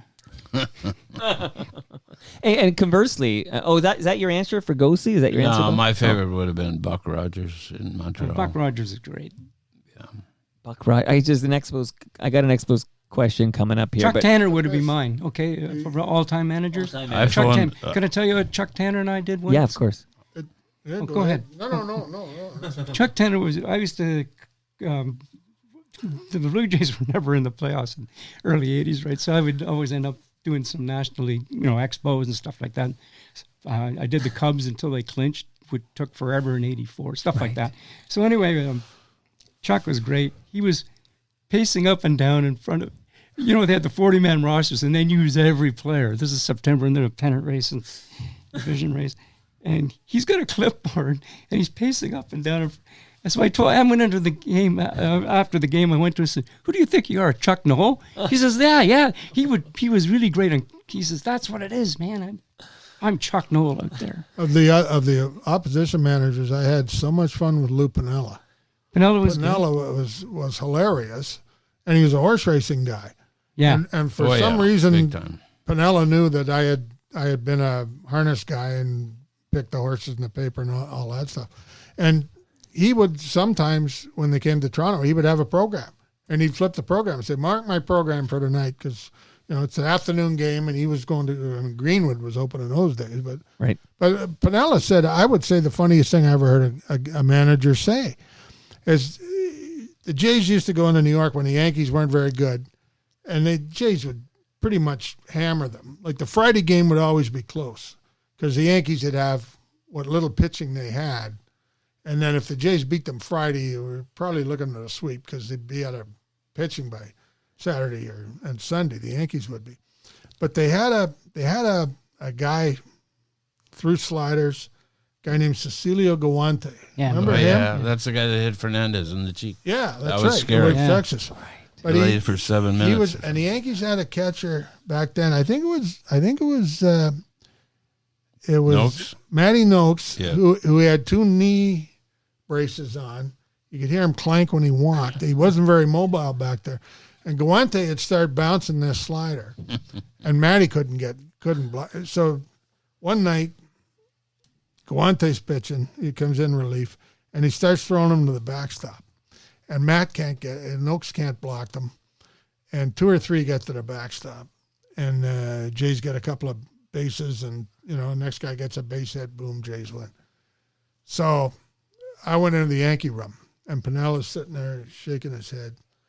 And then people toss a couple of easy questions. And then somebody finally says, Lou, what about all the pass balls, wild pitches? What's going, And Pinella, he looks up and he's shaking his head. He says, "Men, you can't write this, but it looks like they bet the game," which is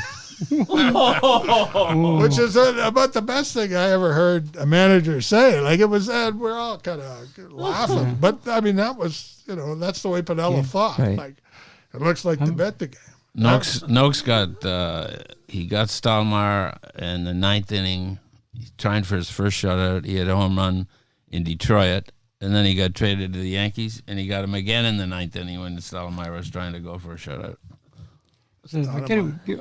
With Chuck Tanner, I remember if they had a tough loss, he would tell the trainer, the clubhouse guy, who was ever around, to turn up the radio because he didn't want a quiet dressing room.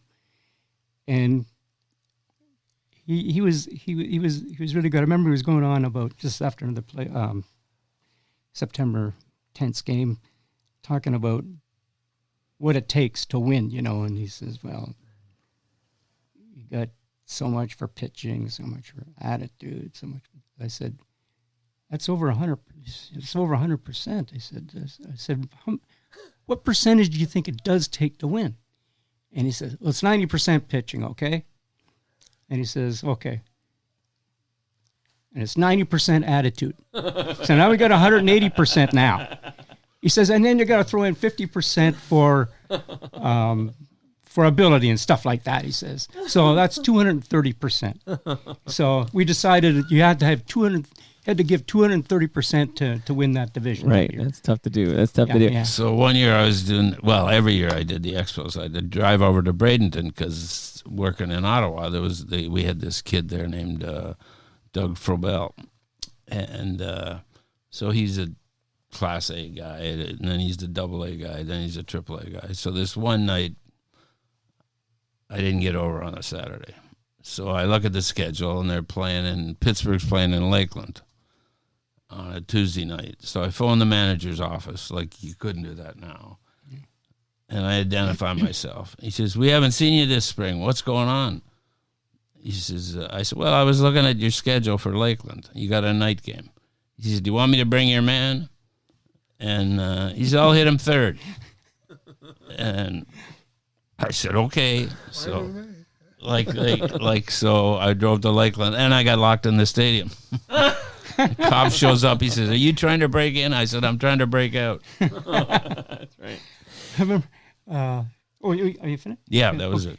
Whitey Herzog was another one who was really great. And it's really nice, to talk to people who remembered when players used to have jobs in the off season. Right. And they used to work yourself into shape in the spring training and all that. And Rick Hummel, our great dear friend, I used to take, he loved Labatt's. Labatt's, he used to call it. Yes. So I used to take him down a little carrier of Labatt's down to when they were in St. Pete's, or wherever they were. Right. But they were at St. Pete's for quite a while. And I'd have to explain to Mr. Ricky that there might be a few missing because there was a lot of traffic down, and we decided we'd have to have a couple. But Whitey Herzog, and he'd always have them in the refrigerator there. So, but Whitey Herzog kind of liked that, so I got along with him really well. And he would be, when I'd ask him about the Blue Jays, for instance, he says, as long as Gillett keeps trading with Steinbrenner, they're going to do all right. And the other one was, remember Whitey Ball, like with the Kansas City, and then with St. Louis, they all had rabbits. The rabbits. They had stole a lot of bases, and I asked him about that. Is that changing the game? Remember in those days with the artificial field and stuff like that. Everybody stole a lot of bases, right? And a lot of them were just stealing for the sake of stealing, really. But I asked Whitey about that, and he says, listen, if I played at Fenway Park, I want guys who club the ball. He says, so what it was is he built his team for what they had. When you had Kansas City and St. Louis, they were both big stadiums, right, with artificial turf. So that's why they had the rabbits. I remember Whitey Herzog provided my all-time winter meeting highlight. I was standing in the lunch line when he threw Go-Go Gilbert into the potted plant. Remember that? When Go-Go Gilbert was one of the first agents, Dennis Gilbert was his name. Remember, he was kind of the Boris of his day before, and he was pitching Whitey something, and Whitey wasn't having any of it, and they got a little heated, and finally Whitey just grabbed him, and tossed him into a potted plant somewhere. And I think everybody wanted to cheer, So one day they come to Dunedin, and some local guy says, "Did you bring Ozzie Smith?" And Whitey looks at him and he says, "This would be like bringing to play on this field. I wouldn't bring this guy's going to the Hall of Fame. I'm not bringing him up here to play on a field that looks like it's built in Vietnam." And so the PR guy walks by and he says to Mr. Ricky Hummel and a couple other guys, "Remember, we're going to the racetrack tonight. It's our treat. We're taking the writers out." So Hummel says, "What if we play extras?" Whitey goes, "No problem. I got my cocktail pitchers here." So I said, "What does that mean?" He said, "I got Gibson Alba to pitch the ninth, and I forget the other guy's name to pitch. There will not be extras." We're from the era when if it was tied in the ninth inning, a catcher would tell a guy what was coming, so they'd all get out of it, right? Sure. Yeah. Remember when it went up on the board in Baltimore that Boston had clinched the division and the Jays were out of it? Oh, yeah. Now Hinkie's next pitch was right down the middle. Boom. It was the bottom of the ninth, game-ending homer. That's right, yeah. All right. But you're talking about the way things used to be. And it's a Whitey Herzog again. This is at spring training at St. Pete's. And you have to go through, you have to get out. You have to go underneath, and you have to go into the dugout basically to get out. Yeah. So I'm in Whitey's office doing an interview, and it's getting close to game time. And I said, "Whitey, they're playing the national anthem." He says, "Don't worry." He says, "I just got a call home." He says, "I got to talk to my wife about a little bit of income tax things, a couple of questions here." He says, "They told me they were just putting my name on the restaurant, and it wouldn't cost me anything. Now it's $100,000 later." So he's on the phone. I'm sitting through this whole conversation with his income tax. So now he's finished. I said, "Wait, I think they're about ready to start." He said, "Don't worry." He said, "What do you got? Any more questions?" A couple more questions, and we get it. The game's going. So we get up and we leave, and I have to go through the dugout, and the game's on. And then Whitey just joins the...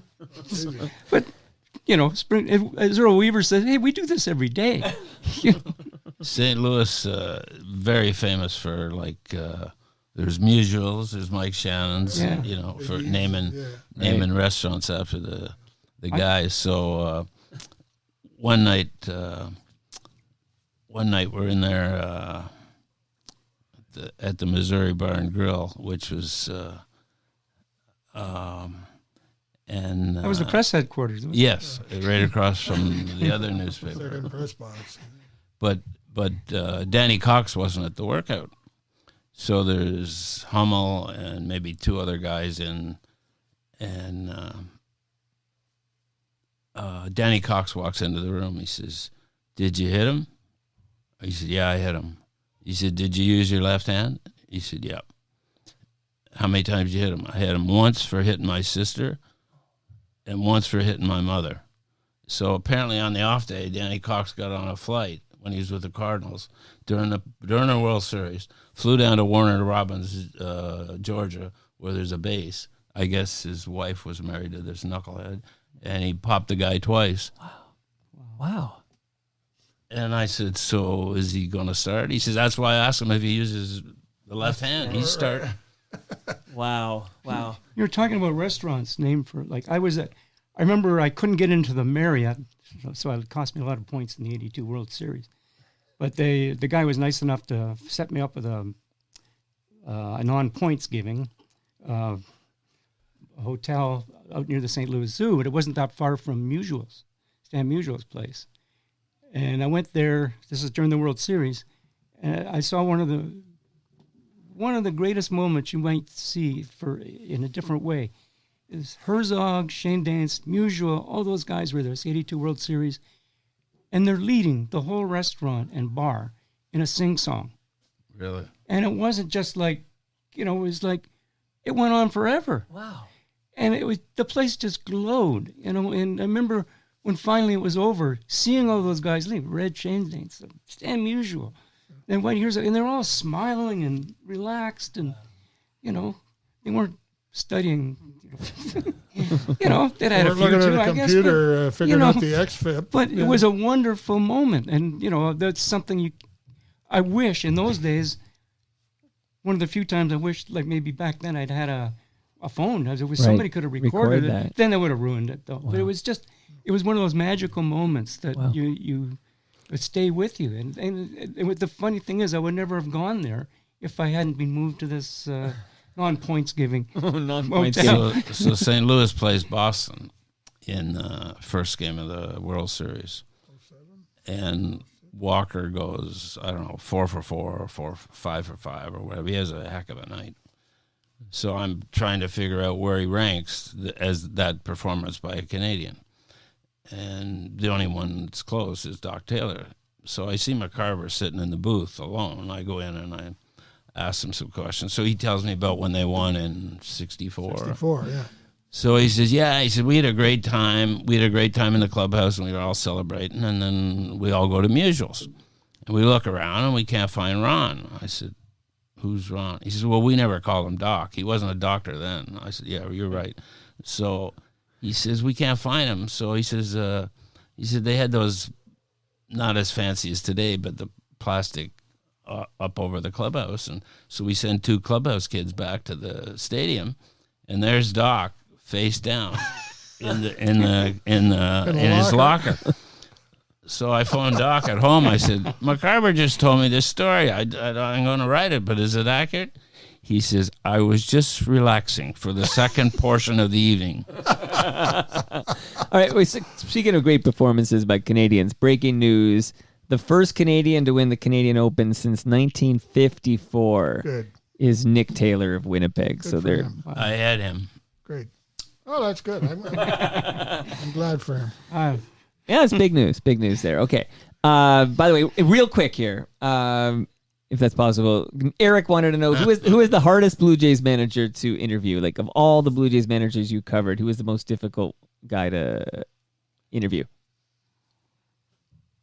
I don't You think can abstain. Hartsfield that was probably. before me. Hartsfield, yeah. Okay. He thought we were all fools, and maybe he was right. I got the general manager, though. Was that? Ricciardi. Oh. Perk, you gonna abstain, or you pick Well, one? I mean, I haven't had the last couple. Right. I've been retired long enough, and I went around in the Hartsfield days. In there, I had a few run-ins with Jimmy Williams, but I always liked Jimmy, and I always thought he was a really good baseball man. He was just, he could be prickly, but he and I bonded over the crap table one night. So I remember that. You were hot. And you know what? Out of friendship, I didn't want to jinx you. I didn't jump in and bet you like all the other guys did. Here's And how I hot cost he, myself a lot of money. I was in Puerto Rico. Here's how hot he was, Michael. Let me hear it. So we go to Puerto Rico. They play this Roberto Clemente series. Yeah. So I'm getting off the plane behind him. Some lady hugs me. He says, "Do you know who that was?" And I said, "No." He says, "That was Roberto Clemente." Vera Clemente, and it was piss and rain too. Yeah, It was she's horrible. out there Mrs. on the Clemente, tarmac. Yeah, So- she did. I remember.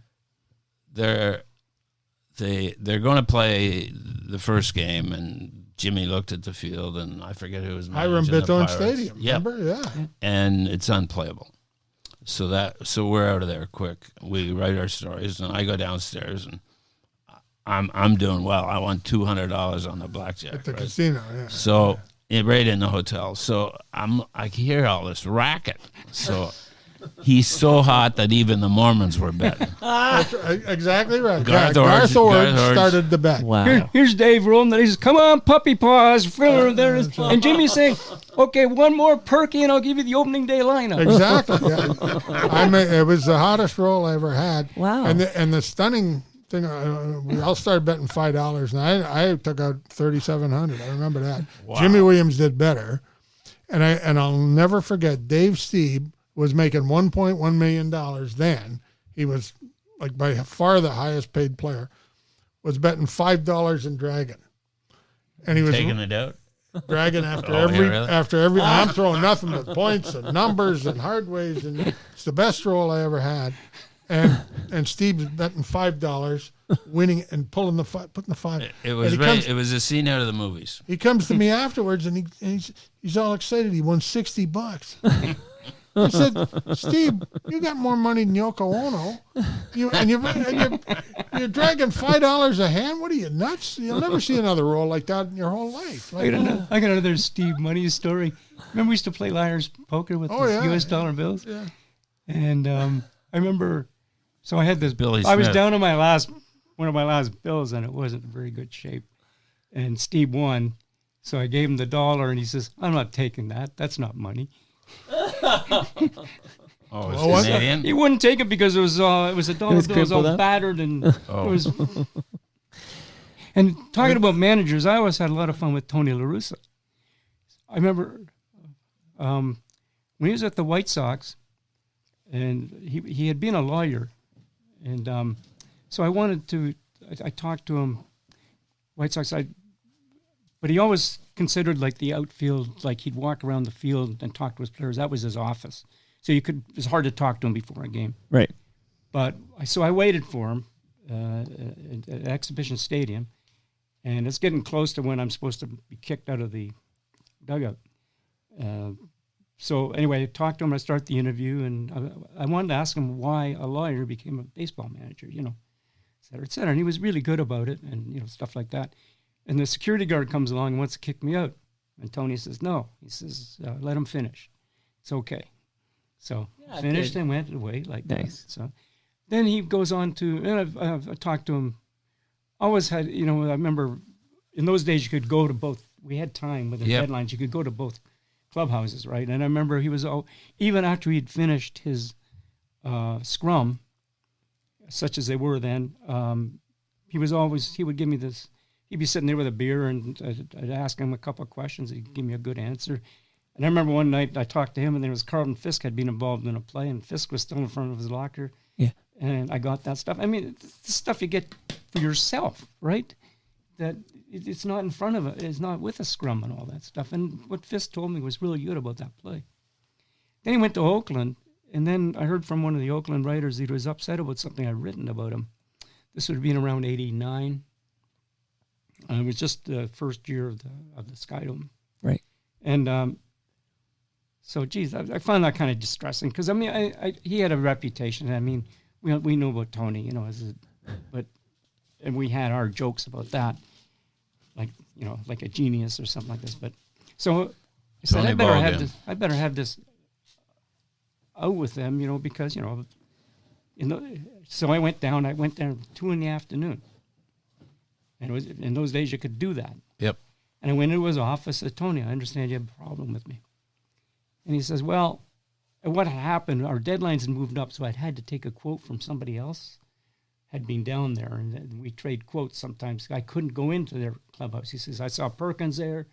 I know what he was there, he's legit, and, et cetera. He's telling me all the guys who were there. I didn't see you, but your quote, he didn't like that too much." So I had to explain to him, but I don't think it held much water. But anyway, now he's got this briefcase, right? But anyway, we've got along jovial, and I can always make him laugh forever, even with the Cardinals. I could go into La Russa and say something, and he'd start laughing. Like, it was like I could make a joke. He would laugh. He was good. But anyway, this is 89.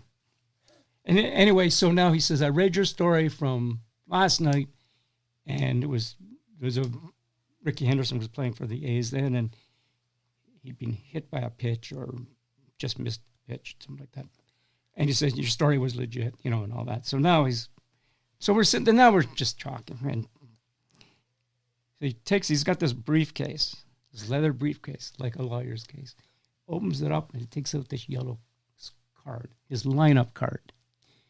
And you imagine what a tough job he had, right? Oh, let me see now. Now he's got this, and he's got this. He's got this mark. He says, "What do you think? First, Henderson. Okay. Right. That's right. Second, how about Tony Phillips for second? Okay. Third, how about Jose Canseco?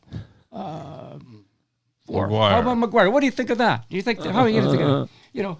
Real tough. So far, so good. You remember the year? We're going to bat ninth. That Henderson, it was in the playoffs. Henderson stole second, standing and he up. stopped at 88 feet. Yeah. And just glared in at Ernie, right? And Stottlemyre hit somebody, and Parker hit a home run, and he went out.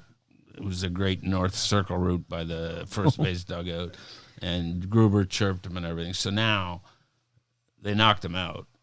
5 games, I think. So it's the first game back, and it's an off day before. So before the game, so everybody's right, and there's going to be fireworks tonight, right? So La Russa says, "Oh, it's all the creation of the Toronto media or the media." I don't know if he said Toronto. So, anyways, second inning, Stottlemyre hits somebody, and all hell breaks loose, right?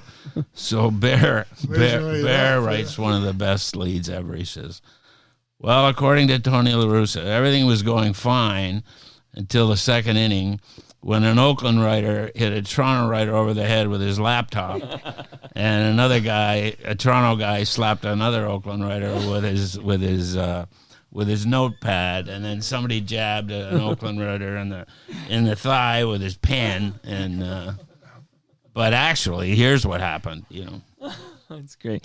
I see here. I almost got you guys at 2 hours here, so it won't be another 2 hours. We're going to wrap up here. But Steve Cole wrote in, could you please ask these gents what their thoughts are on the trend in Major League Baseball to pull starters, regardless of how they're doing, in the 5th or 6th inning, then parade a bunch of relievers out hoping they all perform? It drives many of us crazy to see a starter doing great, only to have him pulled, and then to have to hope that 4 different relievers all have their best stuff. Simple common sense implies that you stick with what's working until it doesn't, but the Jays in particular seem to be short in the common sense department. Am I wrong? What would you guys say to Steve Cole?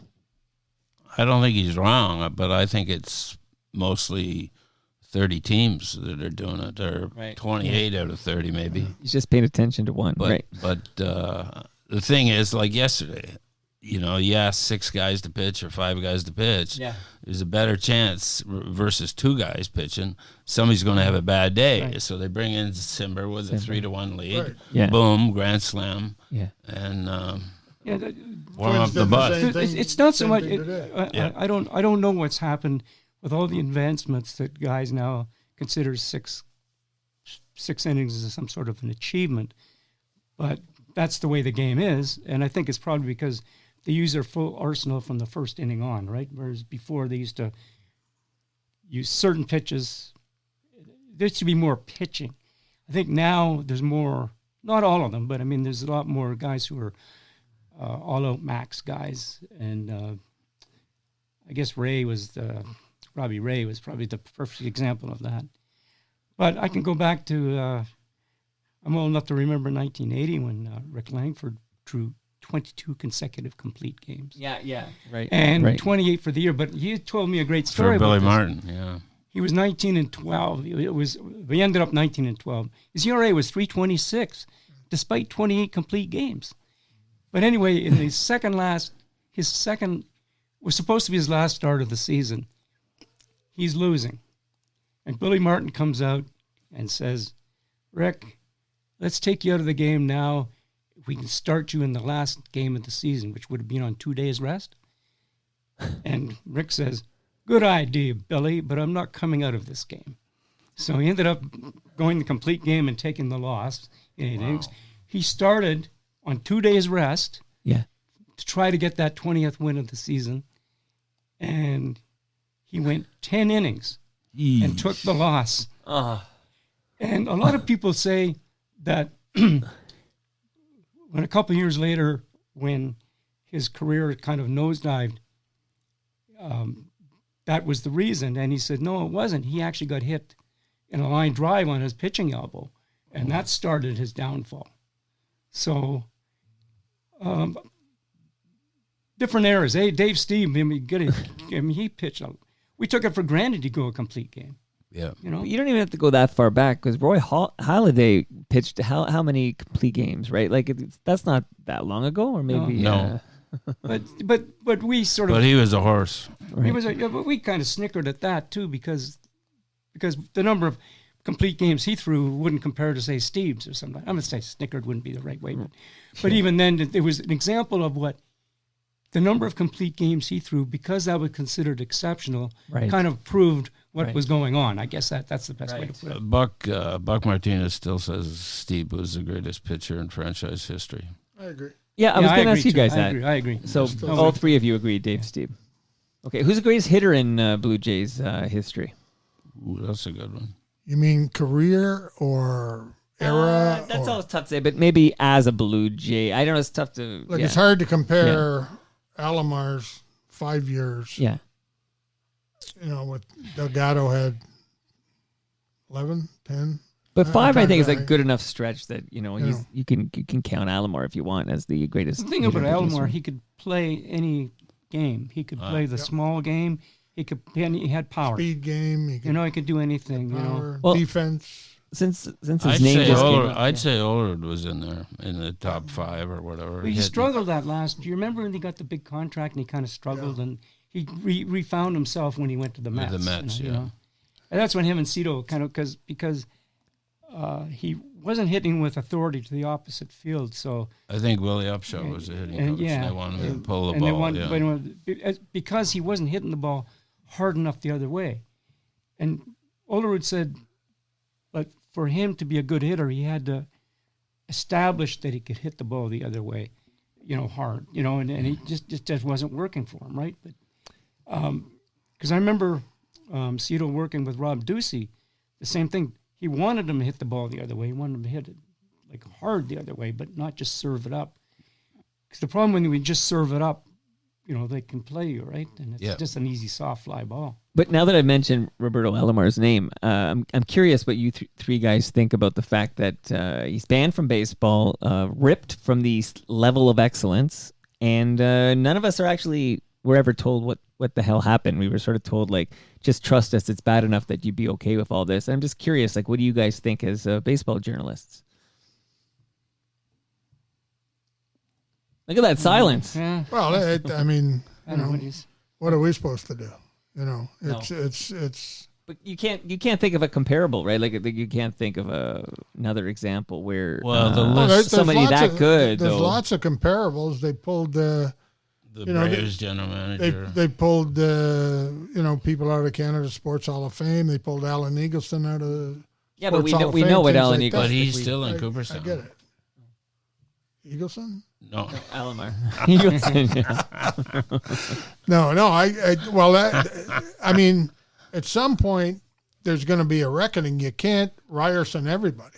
You know what I mean? Yeah. Like at some point, if somebody wants to dig deep enough, they're going to find terrible things about Ted Williams and things like that. Right. Ty Cobb, we know what happened. Right. And people don't even want to look there. Basically, I think a friend of mine told me, basically anybody over 100 years old was a bad person. But I mean, there's always, you can go back and dig up anything you want on anybody, I assume, because, some people we choose to do it, some people we choose not to do it. So to do it to somebody like him, it must have been pretty serious. That I assume so, yeah. Because usually if the better you are, the easier you get let off. That's right. Let's just say, it's just like if you listen to the broadcast, it's funny when a guy's hitting 200, you never hear what a great human being he is. And that guy's sitting around 290 and gets up to 30 home runs. It's like the Anthony Bass situation. He's an easy guy to say goodbye to, right? Like it's not. Well, apparently it wasn't, because it took him 10 days, and he had to reaffirm his goofy beliefs and everything 33-second apology. Yeah. So, they were quite willing to stand with him. But don't forget to visit the porch. They suspended Kevin Pillar for mouthing the word something, No, he used the F slur. Yeah, used the F slur. So, like there's a certain inconsistency. There is an inconsistency, of course. Of the way they deal with stuff. It depends. Might have depend what weekend it is too. What was Escobar? Oh, it was in With, Spanish, I think. yeah, he wrote a yeah. racial slur in Spanish. Well, He got suspended, right? It was, and that was a. No, homophobic slur, I think. Yeah, I think homophobic. And it was But he was suspended, It was kind of some kind of it was a in New joke. York. It was a joke. It was a supposed joke to be about a joke. because one of his friends had Yeah. his wife had a baby, but a baby girl, and they had done, and there was some kind of message about you wanted to have a baby boy or something like that. I forget what it was. It was a Wow. some kind of goofy Escobar thing. is also involved in a pretty messy suit. Yeah, With I mean, we got the one from his lawyer, because the Star got the one from the complainant's yeah, lawyer. right. So to get even, Escobar's lawyer gave us. It was pretty graphic what I mean? stuff, really. But this doesn't extend to baseball, Right. John Tory, that ended up Yeah. in the front page because John Tory was, doing what he was doing. Before, So were a lot of other people there's- that didn't seem to lose their job. But what about Kelly Gruber? Okay, because there was the Pitch Talks event, and Kelly Gruber was inebriated, and he said In misogynist. St. Mary's. Yeah. Yes. And Ashley Docking, I think, was hosting, and there was a misogyny was expressed by an inebriated Kelly Gruber. This is how I would explain it. But since that incident, he's been, persona non gratis in Blue Jaysville. Like when you have the 1992 reunion you mentioned earlier, yeah, we know Alomar's not going to be invited, but Gruber apparently was also not invited. Like there you go. I guess he's sort of erased as well at this point. I don't know. I don't know if you have any thoughts on Kelly Gruber's current status as a member of the 92 World Series team. I don't know. It's just maybe he just became like just his behavior generally. Maybe Behaving just poorly. forget about just say being in the press box or something like that and saying things and stuff like that. Yeah. I mean, maybe it just got to be a pain. He did have the tag on the triple play, which wasn't a triple play. Right. I remember his teammates used to call him Foggy. Yep. And he thought it was because he hit the inside the park homer into the fog at The Exhibition fog Stadium. game, yeah. And his teammates said, no, that's not it. So we're in Milwaukee, and he's playing catch, and I'm talking to him like I don't think he could do that. So it was a Tuesday, and I said, "How's it going, kiddo?" or something, and he said, "Oh, Sunday was rough." Because that was 92, and he would like play, and then he wouldn't play, and he'd come out of games and everything. I said, "What do you mean it was rough?" He said, "Well, Sunday morning I had to go upstairs and to Beeston's office, and Cito was there, and Gillick was there, and Ash was there, and they gave me 3 options." I said, "What were the options?" He said, "Well, I could go to Syracuse, play every day, or I could go on the DL, or I could stay here and play every day." I said, "So what are you doing?" He says, I'm going to stay here and I'm going to play every day." I said, "Oh." He says, "Well, they told me that we're a better team with me playing over." I think Lawless was here, wasn't it? Wasn't he the guy who played? He would have been 89. Oh, man. Sprague? Eddie Sprague? Right? Yeah, maybe Sprague, yeah. So, anyways, now we go to Texas, and he comes up to me and he's, "Did you write some story about me having a meeting with Beeston and Gillick and Cito and everybody on a Sunday?" I said, "Yeah." He said, "Where did you get that?" I said, "You told me." "Oh, yeah, I did." Foggy. All right, I promised Brian Gerstein that before I said goodbye to you guys, I would get, if you each maybe one, because I know we're at the 2-hour mark. I could actually do another 2 hours, but I'd be cruel and unusual punishment for you guys. But Brian Gerstein needs. Do you have your favorite Montreal Expos moment? Perhaps he's got serious Expos nostalgia in his, and he's sad that they'll probably likely never return. But give me your favorite memory of the Montreal Expos. I think mine was second game of doubleheader, and against the Giants. Frank Robinson's managing the Giants, and Montreal's winning 2-0, and Charlie Lee pitches a no-hitter. He walked 7 guys, and he was I think he had first and second one out in the 8th, and he's standing behind the mound on the turf, and he's bouncing the ball. And Frank Robinson comes out to the umpire, and he says he's scuffing the balls, like just upset Charlie Lee. And it was Mother's Day, and I was like Joe Blow, the suburban guy. And anyways, I hung around. I got his mom's phone number in Memphis. And she had a great line. She said, well, my daughter gave me chocolates and my other son gave me flowers, but the best Mother's Day gift of all was from Charles. And so anyways, Bob Dunn, it was an off day. Bob Dunn had a show, and he'd read the paper or something. And next time I walk in, everybody but the center field cameraman said hello to me. How you doing? That was a good story, So that kind of stands out for me. What about you, Larry? I was thinking of a few things.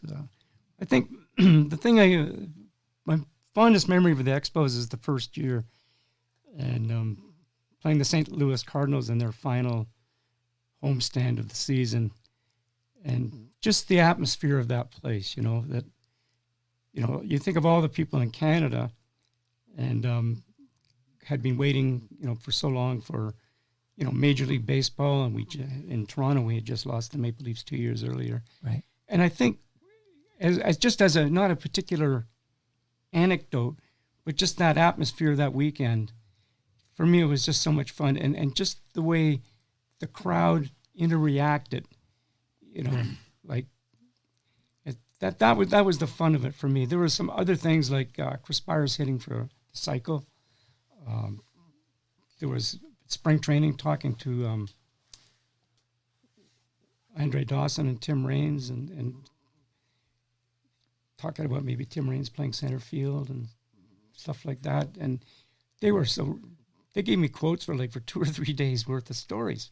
It was great. So I guess I look at it from that standpoint. I enjoyed somehow talking to Bill Verdon, even though he was kind of a serious kind of guy. But I always look at people like that as a challenge. He was kind of fun, and Jim Fanning was just a wonderful guy. Wonderful. And just a great guy. And talking to Jim Fanning about the days when he was with the Braves, and he was kind of left to, when they left town, wasn't he? Didn't they kind of leave him as the guy to take all the brunt of it? He had to stay behind in Milwaukee. In Milwaukee. Yeah, and he took all the brunt for, so stuff like that. But I think that first season and the last homestand, the last weekend. And what about you, Perk? I didn't do too much with the Expos, but I go down once or twice a season for whatever reason if somebody came in. But I do remember the last time I went there was I was sports editor of the Star. I'd come off the baseball beat, and I went down there to hire Rich Griffin to replace me. Wow, right. And good hire. Rich was the PR guy. And, of course, I knew him a little bit from, years. And I said, I'm coming down. I want to talk to you. Yeah, okay, fine. I didn't tell him about what. I said, we got to go out for lunch or something. He said, what are you talking about? I said, no, just trust me. So we went out for lunch, and then he was kind of dumbfounded. He didn't kind of see it coming, and he had something to think about. And I hung around for a day or two and tried to, sell him and the idea and everything. And then I went home and because of course I'd had to get clearance from the high sheriffs to even start the process. You know what I mean? Even make a pitch. So then I had to. Then it was to see how cheap I could get him. That was. I think his final straw with the Expos, he said, when we had to write the press release for Bruchot saying our fans are looking forward to replacement players. And that's it. Yeah, that's a pretty he said he felt that was like the last straw. All right, gentlemen, this has been amazing. I've loved this. This is a really quick one. Len wanted to know who do you guys deem as the current, the living face of the Toronto Blue Jays organization? He says the Blue Jays are going to be 50 years old soon. Who is the living face of the organization? Maybe it's you guys. No. Could it? Beeston or Wow. Gillick would have to be up there. Yeah. It doesn't have to be a player, right? I saw Beeston at that Buffery retirement dinner. Yeah, I stiffed Beeston on the Belmont. I gave him Forte. He didn't get there in time. He asked me for the Triple Crown races. We have a joke going on. I give him a tip. Who would it be? Living player? Was it Delgado? Is it like it's got to be one of those names up there? Is it Batista? They'll probably make a big stink when Batista comes back in a couple of weeks. Yeah, that'll be big. With Get the tax? the ring thing. Yeah, the What about that level of excellence. Delgado maybe be just because Freddie McGriff. a lot of things he did. Freddie maybe not there long No, enough. but Freddie will yeah, rekindle all this Right, at Cooperstown weekend next week, Right. Yeah. I would say. yeah. Some of it. I wouldn't call him the living face of that team. But Maybe Roy Halladay. Yeah, but he's not living. Living. Oh, sorry. That's okay. Here's my last question here, and then we're gonna do final thoughts here. But my last question is, who do you guys think was the best closer in Blue Jays history?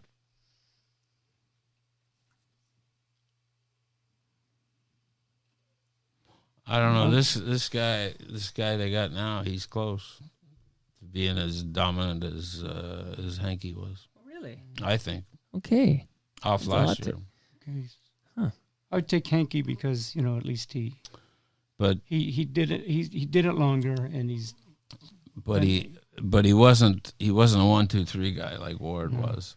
I would say Ward only because for the 1 year. he had more, I would think, 2-inning shots than Hanky. And Yeah, but don't forget when Hanky first came up, he would go more than 1 inning lots of I times. remember. But, They changed that around. I remember But that, but He'd come in the 7th, and it would be the over. guy they got now is good, but he's strictly a 1-inning shot. Yeah. And Well, a few times, but Yeah. they overextended him. He but can't. those other guys, they never thought anything of going 2 if you had to. Or 1 and But 1 you and 2. remember Firestone, What's that? I Michael? remember lots of Michael. Yeah. Yeah, so Michael, they're in Baltimore, and they bring in Hanky, and there's all these fans behind him cheering, and it's first and second, nobody out in the 9th, and he says, "You're a Baltimore fan?" He says, "Yeah." He said, "Well, here's what I'm going to tell you. This is going to be as exciting as heck for you, but you're going to lose."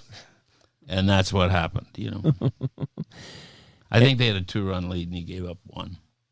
Am I pressing my luck here before I play Not the another extra last music? question. This is actually, I'm just wondering You're if you worse than would, a photographer. The third If- last question. if Dave Perkins would share the Mike Tyson Evander Holyfield story. No, it's too long. It's Next too long. time, You want to next save time, it? Next time. Okay, that's always leave him wanting more. I think is the secret to your success. I was going to mention your.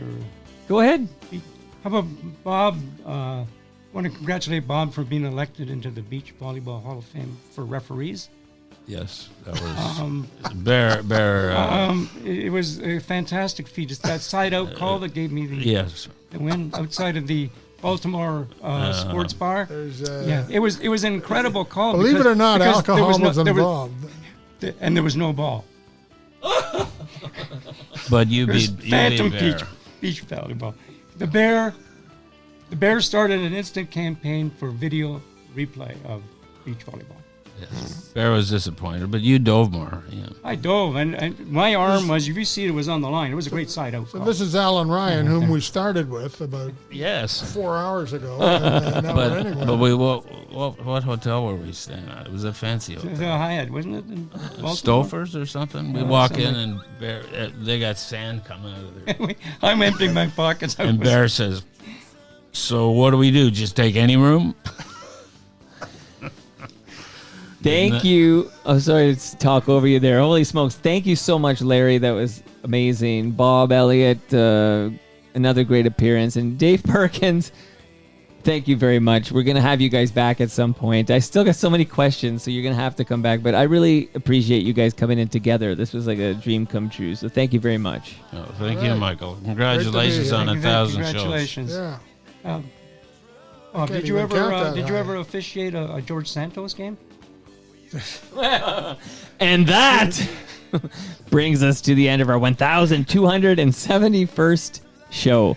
You can follow me on Twitter. I'm at Toronto Mike. Our friends at Great Lakes Brewery are at Great Lakes Beer. Palma Pasta is at Palma Pasta. Moneris is at Moneris. Recycle My Electronics are at EPRA_Canada. Go to recyclemyelectronics.ca. The Moment Lab are at The Moment Lab. And Ridley Funeral Home are at Ridley FH. I'm live tomorrow at the Museum with Retro Ontario, that's Ed Conroy, and PJ Fresh Phil. I'll see you then.